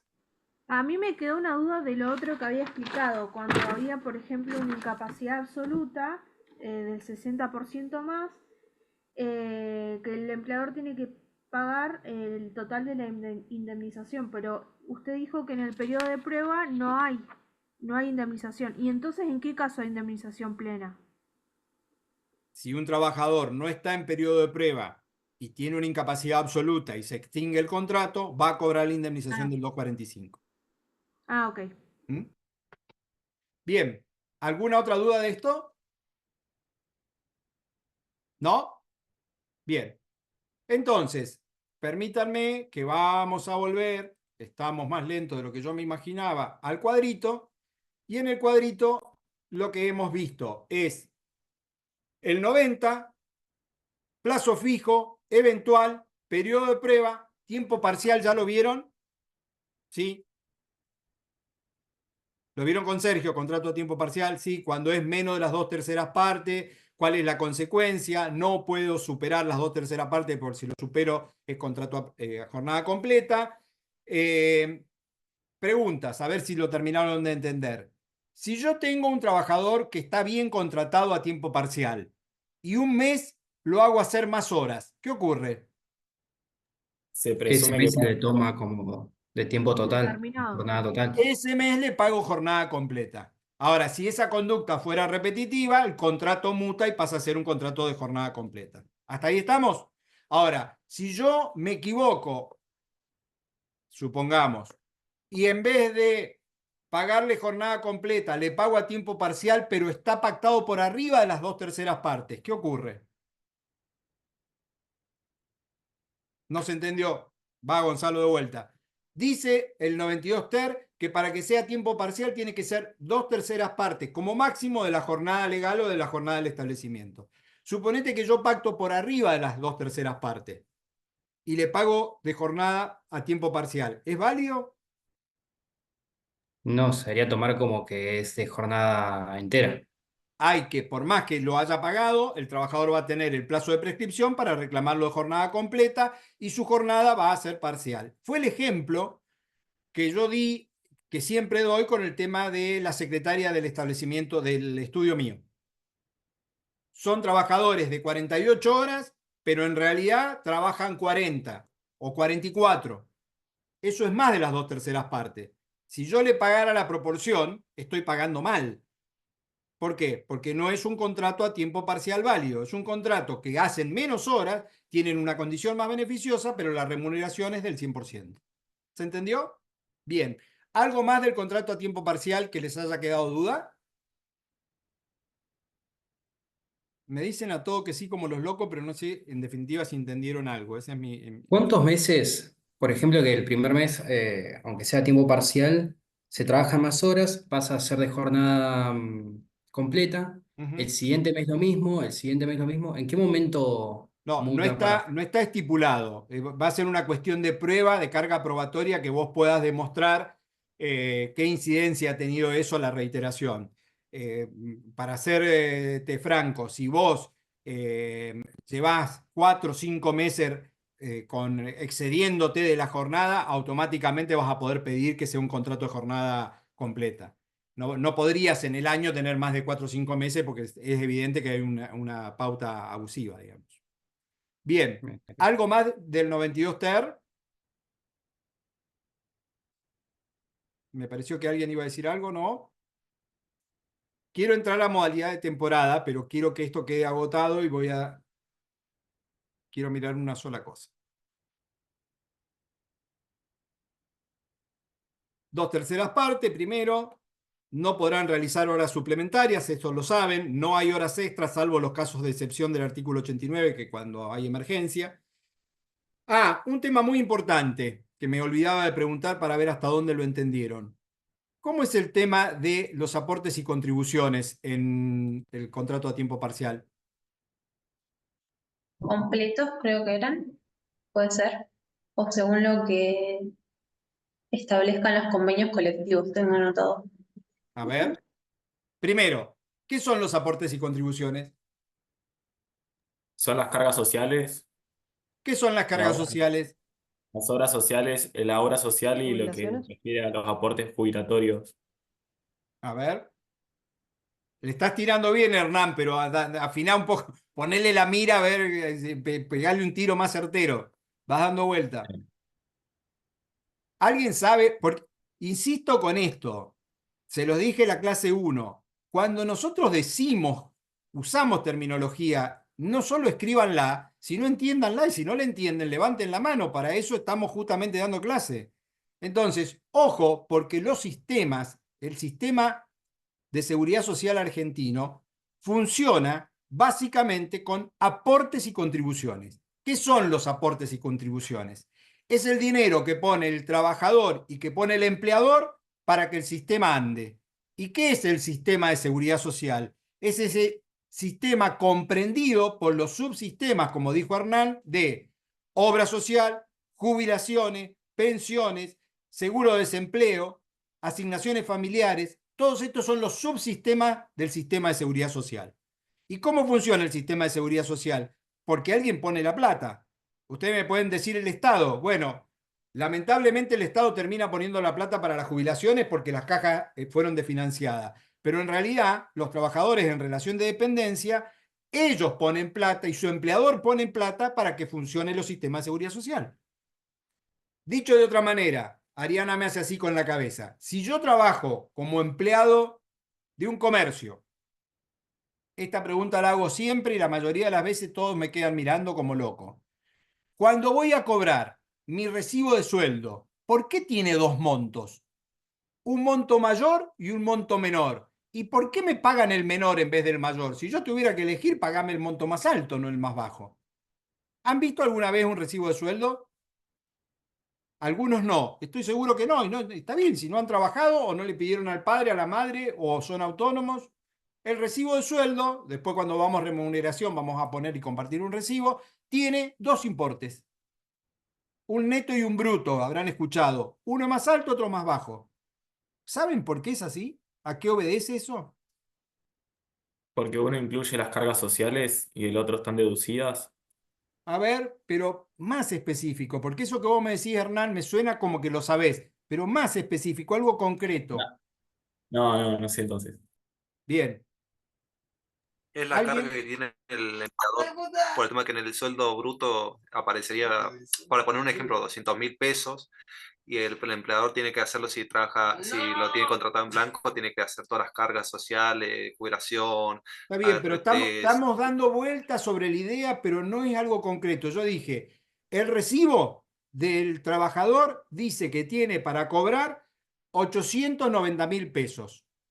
Y después, en su cuenta y abajo, cobró 750.000 pesos. Che, ¿y esa diferencia de plata por qué no me la pagan? ¿Saben por qué? Porque esa es plata del trabajador, no del empleador, del trabajador, con la cual el trabajador financia los sistemas de seguridad social. Es plata de él que va a parar a su obra social y es plata de él que va a parar a su jubilación y es plata de él que va a parar al sindicato, a la cuota sindical y a la mutual. ¿Qué hace el empleador? Hace de agente de retención, le retiene plata al trabajador y la destina a esos fines. ¿Se entiende esto?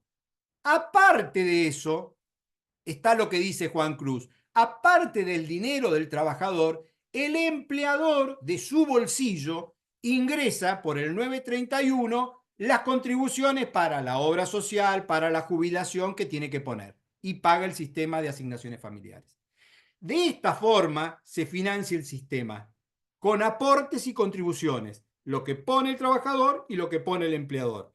Cuando ustedes ven que en un recibo están cobrando menos, no es que están cobrando menos porque ustedes son tontos y quieren cobrar menos, sino que plata de ustedes, el empleador la retiene para financiar su propio sistema, para financiar su obra social, su jubilación, su sindicato y su mutual. Ustedes están pagando. Nada más que el empleador la retiene, se da vuelta y lo tiene que ingresar a la FIP. ¿Hasta ahí estamos todos de acuerdo? Díganme por qué fui a parar acá porque ya me perdí. Me entré a enojar con que no sabíamos lo que era aporte y contribución y no sé en qué estábamos. Ayúdenme. ¿Cómo Algo de la eran en el integridad. contrato parcial Pero- los aportes? Ah, gracias. Entonces, ¿por qué apareció el 92 TER? Porque yo les pregunto, antes de los 90, ¿la gente toda trabajaba full time? ¿No había nadie que trabajara part-time, media jornada? No, sí, claro que existía.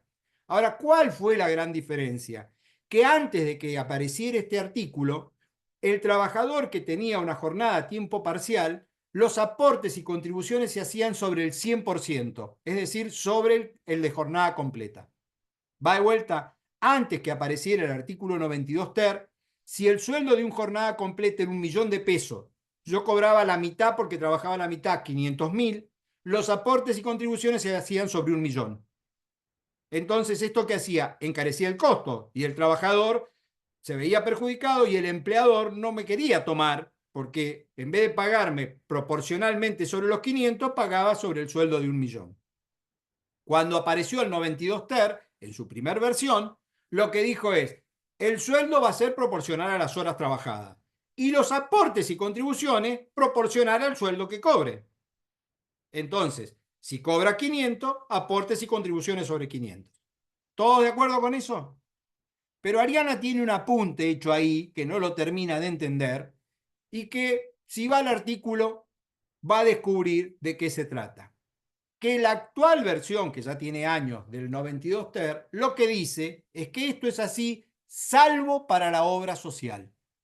Las obras sociales se hacen aportes y contribuciones sobre la remuneración del de jornada completa, no sobre el sueldo que cobra el de tiempo parcial. ¿Lo pongo ejemplo numérico? Yo soy un trabajador de media jornada. Cobro 500.000 pesos.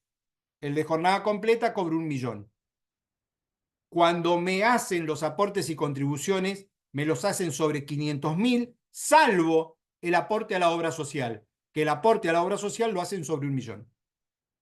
¿Esto para qué? Para no desfinanciar las obras sociales que ya bastante desfinanciadas estaban. Entonces, cuando se le dio la última versión al 92 ter, van a ver, y ahora si quieren lo leemos, denme un segundo.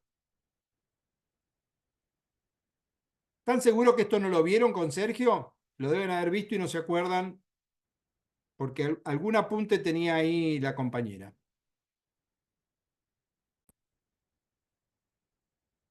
Rápido. 92 ter. El contrato de trabajo a tiempo parcial adquiere en virtud del cual el trabajador se obliga a prestar servicio durante un determinado número de horas al día o a la semana inferior a las 2/3 partes de la jornada habitual. En este caso, la remuneración no podrá ser inferior a la proporcional que le corresponde a un trabajador a tiempo completo establecida por ley o convenio colectivo de la misma categoría o puesto de trabajo. Si la jornada pactada supera esa proporción, el empleador deberá abonar la remuneración correspondiente a un trabajador de jornada completa. Punto 2. Los trabajadores contratados a tiempo parcial no podrán realizar horas suplementarias o extraordinarias, salvo el caso del 89. La violación del límite de jornada establecido para el contrato a tiempo parcial generará la obligación del empleador de abonar el salario correspondiente a la jornada completa para el mes en que se hubiera efectivizado la misma, ello sin perjuicio de otras consecuencias que se deriven de este incumplimiento. 3. Las cotizaciones de la Seguridad Social y las demás que se recaudan con esta se efectuarán en proporción a la remuneración del trabajador y serán unificadas en caso de pluriempleo. En este último supuesto, el trabajador deberá elegir entre las obras sociales a las que aporte a aquellas a la cual pertenecerá. Acá parecería ser que el concepto es sencillo.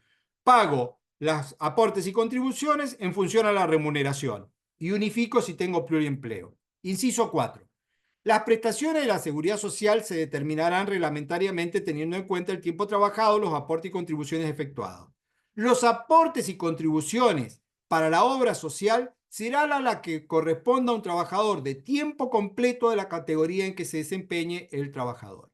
Estoy en este párrafo, que es el párrafo al que hacía referencia. O sea, en el punto 3 dice que lo va a hacer proporcional y en el punto 4 dice salvo para las obras sociales. Para las obras sociales se aporta como si fuera un trabajador de tiempo completo. Y lo de los convenios colectivos que Cami había anotado, me parece, es el punto 5, que es que los convenios pueden limitar la cantidad de trabajadores a tiempo parcial que yo voy a poder tener en mi establecimiento. Los convenios colectivos de trabajo determinarán el porcentaje máximo de trabajadores a tiempo parcial que en cada establecimiento se desempeñe bajo esta modalidad contractual. Asimismo, podrán establecer la prioridad para que los mismos pasen a ser permanentes. Bueno, ¿se entendió? ¿Sí? ¿Dudas de esto? Ojo porque eso es central, ¿eh? O sea, saber cómo se financia el sistema en la actualidad del contrato a tiempo parcial para las obras sociales es pregunta de cajón. ¿Dudas? Tenemos... Profe, Sí, escucho. una persona, por ejemplo, un cajero de un supermercado que tiene tiempo completo, jornada completa, Muchas veces he escuchado que por ahí hacen horas extras. ¿Está permitido eso? Sí, sí. Ah, bien. Acá la prohibición de horas extras es solo si está a tiempo parcial, porque se supone que si vos tomás a alguien a tiempo parcial es porque no lo necesitas toda la jornada, entonces sería un contrasentido que le hagas hacer horas extras. Pero si es un trabajador de jornada completa, por supuesto, puede hacer horas extras con un límite de cantidad de horas y con el descanso entre la finalización de una jornada y el comienzo de la otra, pero sí puede hacerlas. ¿Estamos? Bien. Quiero contarles que la clase que yo iba a dar hoy no tiene nada que ver con lo que he dado, porque yo venía a darles contrato de temporada, pensando que ya íbamos a entrar a eso de cajón, pero no nos fue muy bien con el intento, así que vamos a ver si al menos en 20 minutos que nos queda de clase podemos plantear el tema y el miércoles lo agotamos a temporada y a teletrabajo, que serían los dos temas que me quedan a mí para ver de modalidades. Bien. Vamos a ir al concepto. Artículo 96. Recuerden, estoy en el grafiquito que hicimos en un contrato por tiempo indeterminado cuya prestación es discontinua. ¿Qué es que la prestación es discontinua? Que no se da todo el año, que tiene ciclos. Pueden ser vinculados con la naturaleza, pero no necesariamente u obligatoriamente vinculados con la naturaleza. Habrá contrato de trabajo de temporada cuando la relación entre las partes, originada por actividades propias del giro normal de la empresa o explotación, se cumple en determinadas épocas del año solamente y esté sujeta a repetirse en cada ciclo en razón de la naturaleza de la actividad. Este es el artículo 96. Vamos a algo sencillo. Hemos dicho, porque hemos hablado en algún momento de la temporada, ¿qué ejemplos de contratos de modalidad de temporada se les viene a la mente? Galpones de empaque y pesca. Galpones de empaque y ¿qué más me dijiste, Hernán? Y pesca, tipo los de alta mar, que pescan calamar, tienen también temporadas. Muy bien, esa es muy buena, no la uso nunca la del calamar, la voy a usar. ¿Qué más? Los lugares que trabajan en la nieve, como Bariloche. Muy bien, centros de esquí o turismo, puede ser de nieve. Los campings, ¿puede ser? ¿Cómo? Los campings. Pueden ser. ¿Qué más? Y todo lo vinculado al turismo, en la época de verano que toman muchos mozos y demás para atender restaurantes, hoteles. Gastronomía vinculada al turismo, hotelería vinculada al turismo, el turismo como tal suele tener ciclo. Y si yo les digo las heladerías, por ejemplo, ¿qué es lo primero que me van a decir? Que soy viejo, ya lo sé, soy viejo, voy a cumplir 59. ¿Por qué a mí se me hubiese ocurrido la heladería? Porque Porque en en invierno se verano vende. suelen tener más empleados.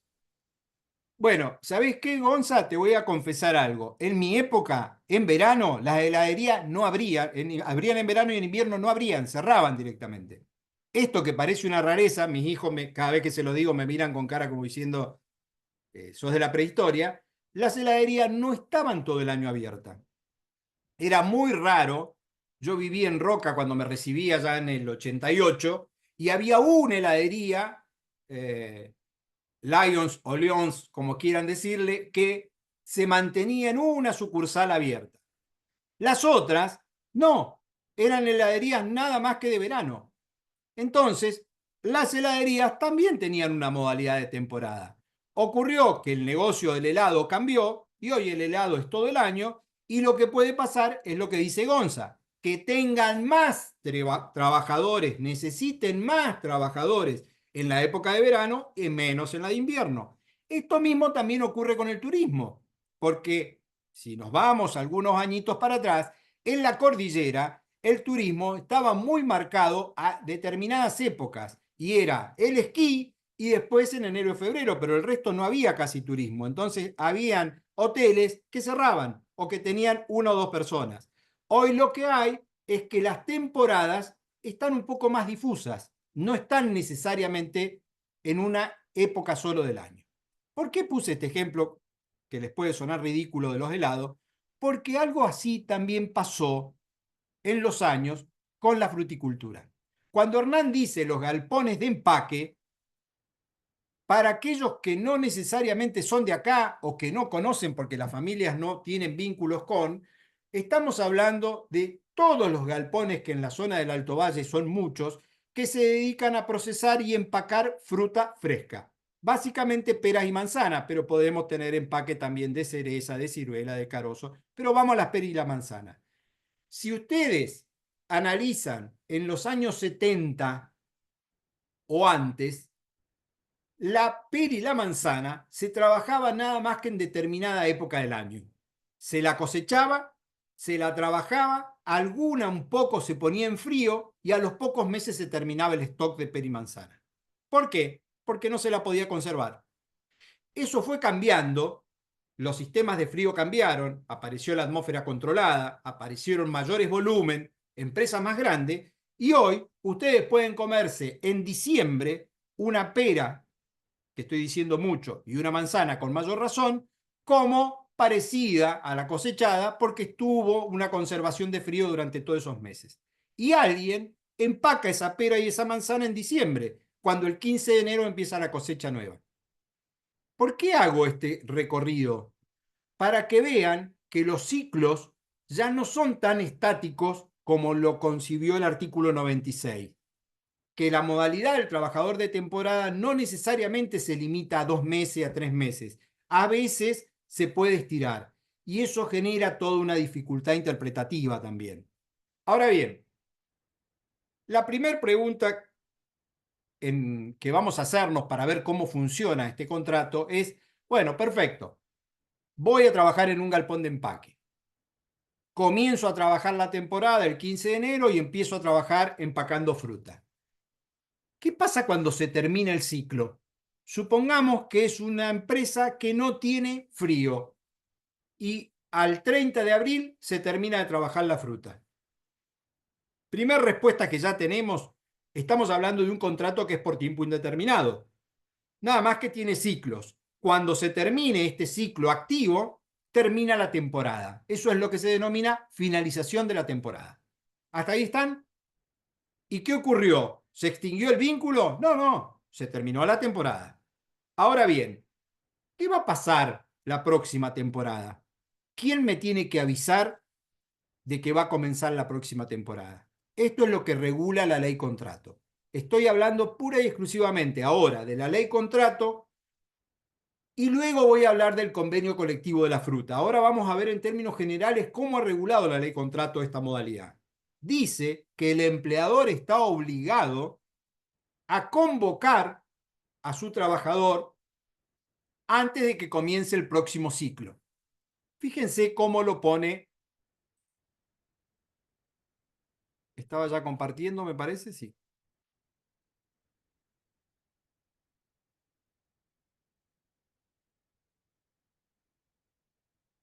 Dice el artículo 98, comportamientos de las partes a la época de reiniciación del trabajo, responsabilidad. Con una antelación no menor a 30 días respecto del inicio de cada temporada, el empleador deberá notificar en forma personal o por medios públicos idóneos a los trabajadores de su voluntad de reiterar la relación o contrato en los términos del ciclo anterior. ¿Qué entienden por esto antes de que sigamos? ¿Alguien lo traduce? Que no se extingue.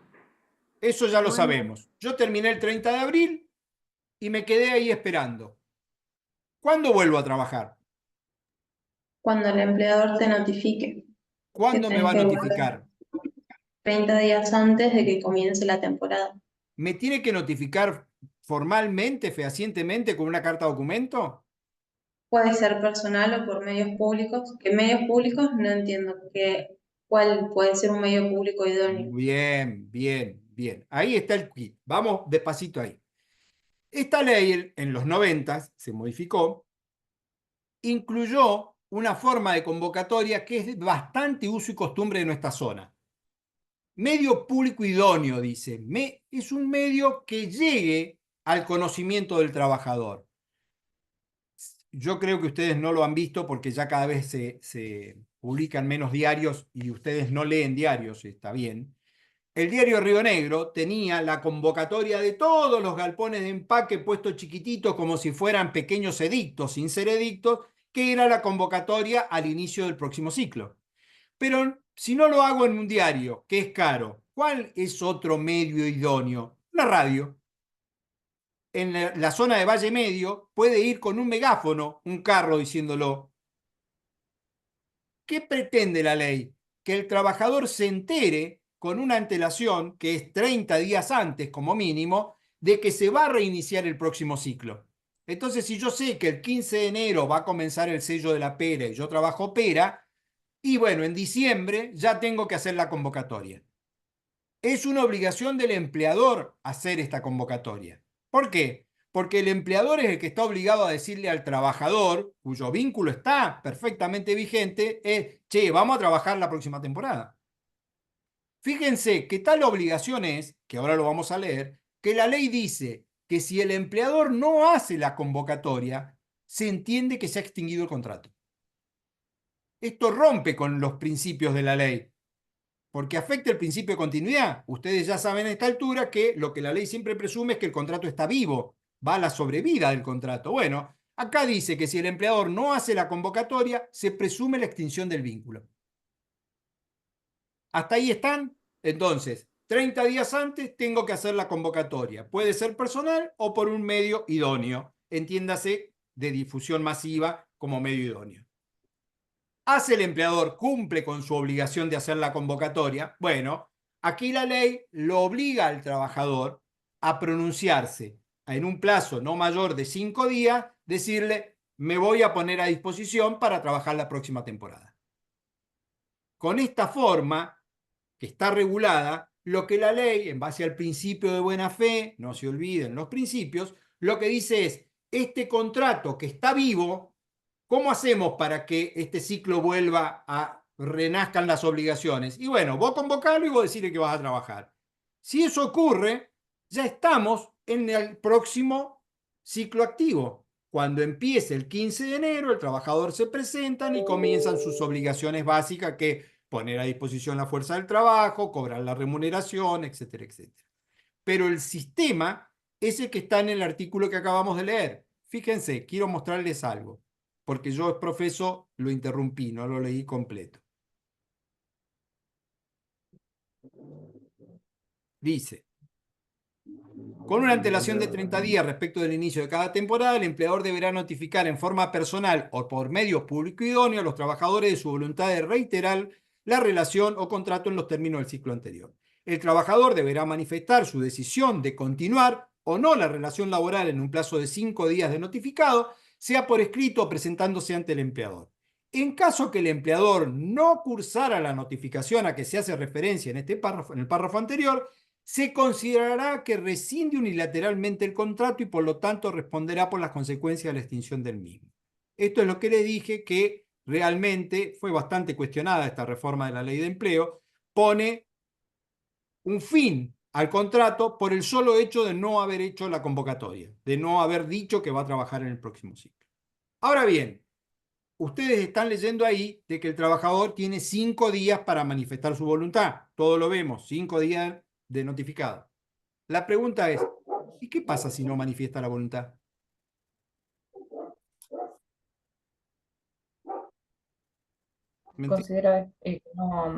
Se consideraría que, ¿cómo se llama? Que no quiere continuar con la relación laboral y o sea, que extingue el contrato, o sea, que no quiere seguir, no quiere seguir trabajando. ¿Se puede presumir la renuncia? ¿Se puede presumir la extinción del trabajador? Apliquen los principios, con lo que saben hasta acá. ¿Se lo tiene por no notificado? ¿Puede ser? No, si te notificaron, es más, te notifican personalmente, en vez de hacerla, para no tener el tema interpretativo, si llegó a tu esfera de conocimiento, te notifican personalmente, igual los 5 días no decís nada. ¿Podemos ir a lo que dice Nadia, a que se extinguió directamente el contrato? Por presunción sí, porque la regla es que el contrato está vivo, que es por tiempo indeterminado. Bien, pero ¿podemos presumir de que se extingue porque a los 5 días no dijo nada? La renuncia no se presume nunca. Eso lo decía una de las jurisprudencias que está en PETCO igual. Bien, no solo lo dice la jurisprudencia, lo dice más Puede ser expresamente la por ley de el contrato de principio trabajo. de ¿Por qué? renunciabilidad también. Profe, puede ser, no me acuerdo si no era que la renuncia era válida solamente por dos situaciones, cuando se Bien, presentaba por dos cuando situaciones. vimos excepción al principio de irrenunciabilidad, vimos que el 240, que es el que contempla la renuncia como acto formal, dice que solo es válida si se hace ante telegrama colacionado laboral o ante la Secretaría de Trabajo. Acá no habría renuncia, pero podría llegar a entenderse que hay un abandono, porque me están convocando y no voy. Ahora, para que haya abandono, y aquí sí estoy jugando con trampa, porque ustedes, por supuesto, que no tienen por qué saber los supuestos de extinción como están regulados en la ley contrato, van a ver que hay un articulito que expresamente contempla esta forma de extinción. Estoy llegando. 244. Abandono de Estaba trabajo. leyendo. El abandono de trabajo como acto de incumplimiento del trabajador solo se configurará previa constitución en mora, mediante intimación hecha en forma fehaciente a que se reintegre al trabajo por el plazo que imponga las modalidades que resulte de cada caso. ¿Qué es esto? La jurisprudencia mayoritaria y la doctrina casi unánime entienden que para que en la modalidad de temporada pueda configurarse abandono, no basta con esta mera convocatoria, vení, presentate en 5 días. Si no se presenta, va a tener que ser intimado por un plazo de 2 días, que es el plazo mínimo legal, bajo apercibimiento de abandono. Y si ahí no se presenta, recién se configura la extinción por abandono. Digo esto porque ustedes, si hurgan y ven un poco las convocatorias, van a encontrar que algunas dicen en la misma convocatoria que en el caso de que no confirme la presentación en 5 días, se entenderá configurado el abandono. Eso es nulo. Por más que lo diga, eso ningún juez lo convalida. Al menos en toda la zona nuestra, ningún juez convalida el abandono de esa manera. ¿Por qué? Porque el 244 obliga a que haya una intimación concreta, fehaciente, no la mera convocatoria. O sea, que no alcanza con la convocatoria, ya sea por medio idóneo o bien ya sea personal, para dar por configurado el abandono. Entonces, quiero redondear con esto porque sé que no vamos a poder avanzar mucho más hoy sobre el trabajo de temporada. Dijimos que la obligación es del empleador de hacer la convocatoria. 30 días antes que empiece el ciclo tiene que hacerla. La consecuencia de no hacerla es que se entiende que se ha extinguido la relación laboral y va a tener que pagar la indemnización. O sea que es muy grave la consecuencia de no hacer la convocatoria. Ahora, el trabajador tiene 5 días desde que está hecha la convocatoria, ya sea personal o por medio idóneo, para manifestar su voluntad de trabajar ese ciclo. Si no lo manifiesta, la consecuencia no es que se extingue el vínculo, sino que la relación va a seguir vigente hasta tanto el empleador eventualmente configure un abandono. ¿Cómo va a configurar el abandono? Intimándolo formalmente a que se presente, plazo 2 días, si no se presenta, ahí recién configura el abandono y ahí recién se va a extinguir la relación laboral. ¿De acuerdo con esto? Bien. Para la próxima clase, que va a ser el miércoles, les pido, por Profe, favor... perdón. Sí. Buenas tardes. Buenas tardes. Yo quería preguntarte si me podés explicar nuevamente lo del abandono del trabajo porque no me quedó claro en qué casos quedaría configurado, o sea, cómo el empleador intima al trabajador para que quede configurado el abandono del Bien. trabajo. Ariana, Ariana y todos, olvidémonos un segundo de modalidad de temporada. Estábamos trabajando en la temporada, estábamos trabajando en un empaque, olvidémonos de eso. Vamos a un supuesto mucho más sencillo. Un trabajador empleado de comercio, en cualquier comercio de General Roca, deja de ir. No manda certificado, no avisa, nada, deja de ir. Pasa un día, 2, 3, 5 y el empleador dice, che, no tengo noticia, ¿qué habrá pasado con Ariana que no viene? Bueno, no viene, la voy a intimar. Entonces va al correo, hace una carta documento, la manda a tu domicilio y dice, atento a encontrarse ausente desde el día 28 de agosto, diciendo que hasta la fecha no hay motivo de su inasistencia, intimo plazo 2 días hábiles laborales, concurra a trabajar bajo apercibimiento de considerarla incurso abandono de trabajo. ¿Qué es eso? Te intimó a que cumplas con tu débito laboral, porque él no sabe, por qué no estás yendo, no hay motivos, y te está haciendo un apercibimiento concreto, que es el de 244. Si vos, porque es el artículo del abandono, si vos no vas o no justificás las ausencias en ese plazo de 2 días, vencido ese plazo, vas a recibir otra comunicación que va a decir: atento a haber vencido el plazo sin que usted se presente ni justifique la inasistencia, hago efectivo el apercibimiento y extingo la relación laboral por abandono de trabajo.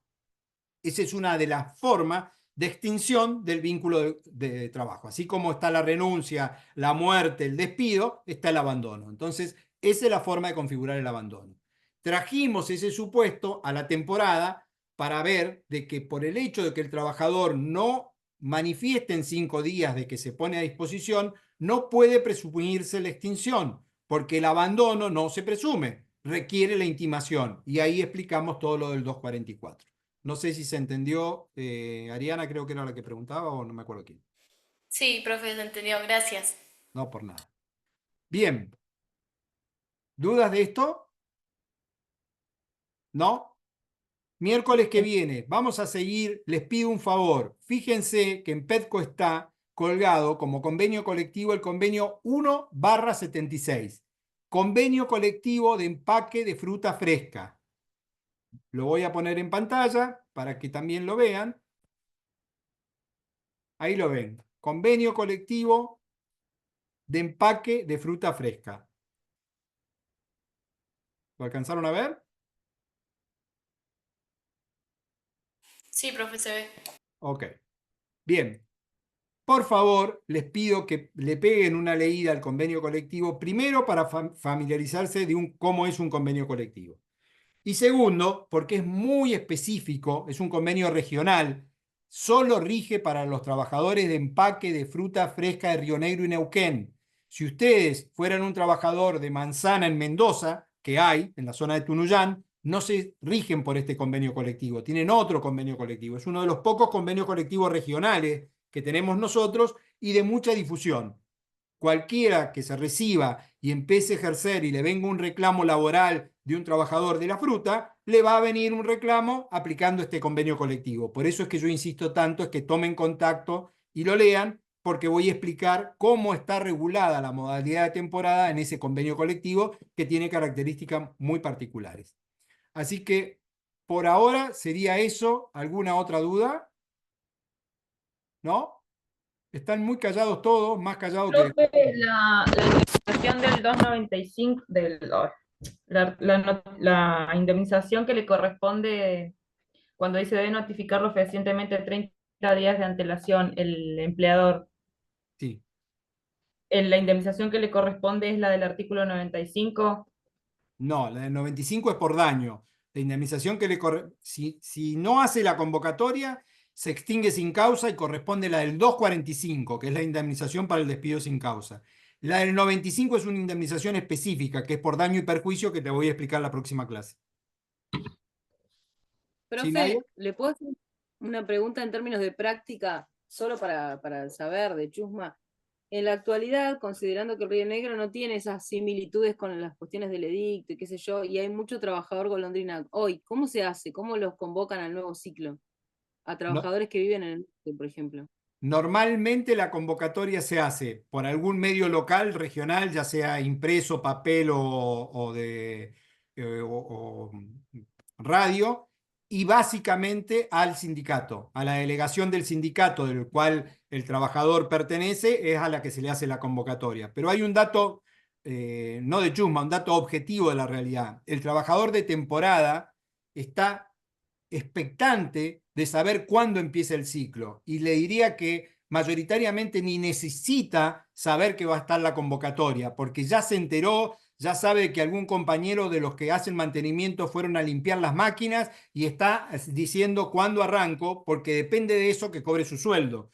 Entonces no tiene una postura de evadirse a la comunicación, tiene una búsqueda de la información que lo lleva a que cualquier dato rápidamente llegue a su conocimiento, porque él lo que quiere es ir a trabajar para poder cobrar.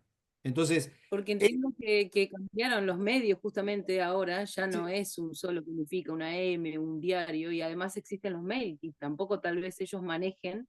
No, por WhatsApp, mire, usted no se haga problema, con esto termino, chicos. A mí me tocó una experiencia muy interesante que una cámara productora, una asociación, la SOEX, se llama chilena, me contrató para que le explicara la modalidad de temporada, porque ellos en Chile no la tienen. El trabajador de empaque no tiene estabilidad. Directamente trabaja un año y al otro año, si quieren, lo toman y si no, no. Nunca tiene estabilidad.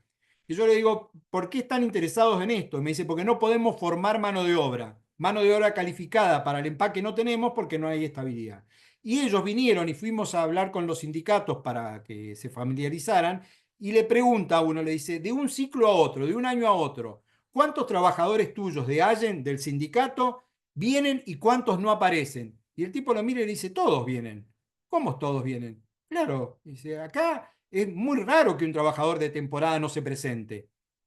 ¿Por qué? Porque depende de eso. Su ingreso depende de trabajar la temporada, entonces está mucho más expectante de cómo llegar al conocimiento de cuándo va a arrancar el ciclo que de sustraerse. Por eso insisto, se enteran mucho antes y no necesitan. Lo del diario era una ficción también, porque salía en el diario Río Negro y el trabajador no lo leía. A lo mejor el trabajador estaba en el norte y el del norte se entera porque el sindicato o el de acá le dice a uno y todos que viven en el mismo pueblo se enteran, se suben al colectivo que los está esperando y se vienen a trabajar. Así que no hay un problema con la convocatoria en sí, en la práctica, ¿no? Ah, sí, perfecto, gracias. Chicos, muchísimas gracias por todo. Después voy a subir la clase a YouTube y la dejamos ahí colgada. Nos vemos el miércoles. Gracias, profe. Esperemos que la Gracias. Facu se ambiente. Gracias. ¿Cómo? No, pensé que alguien me había dicho algo.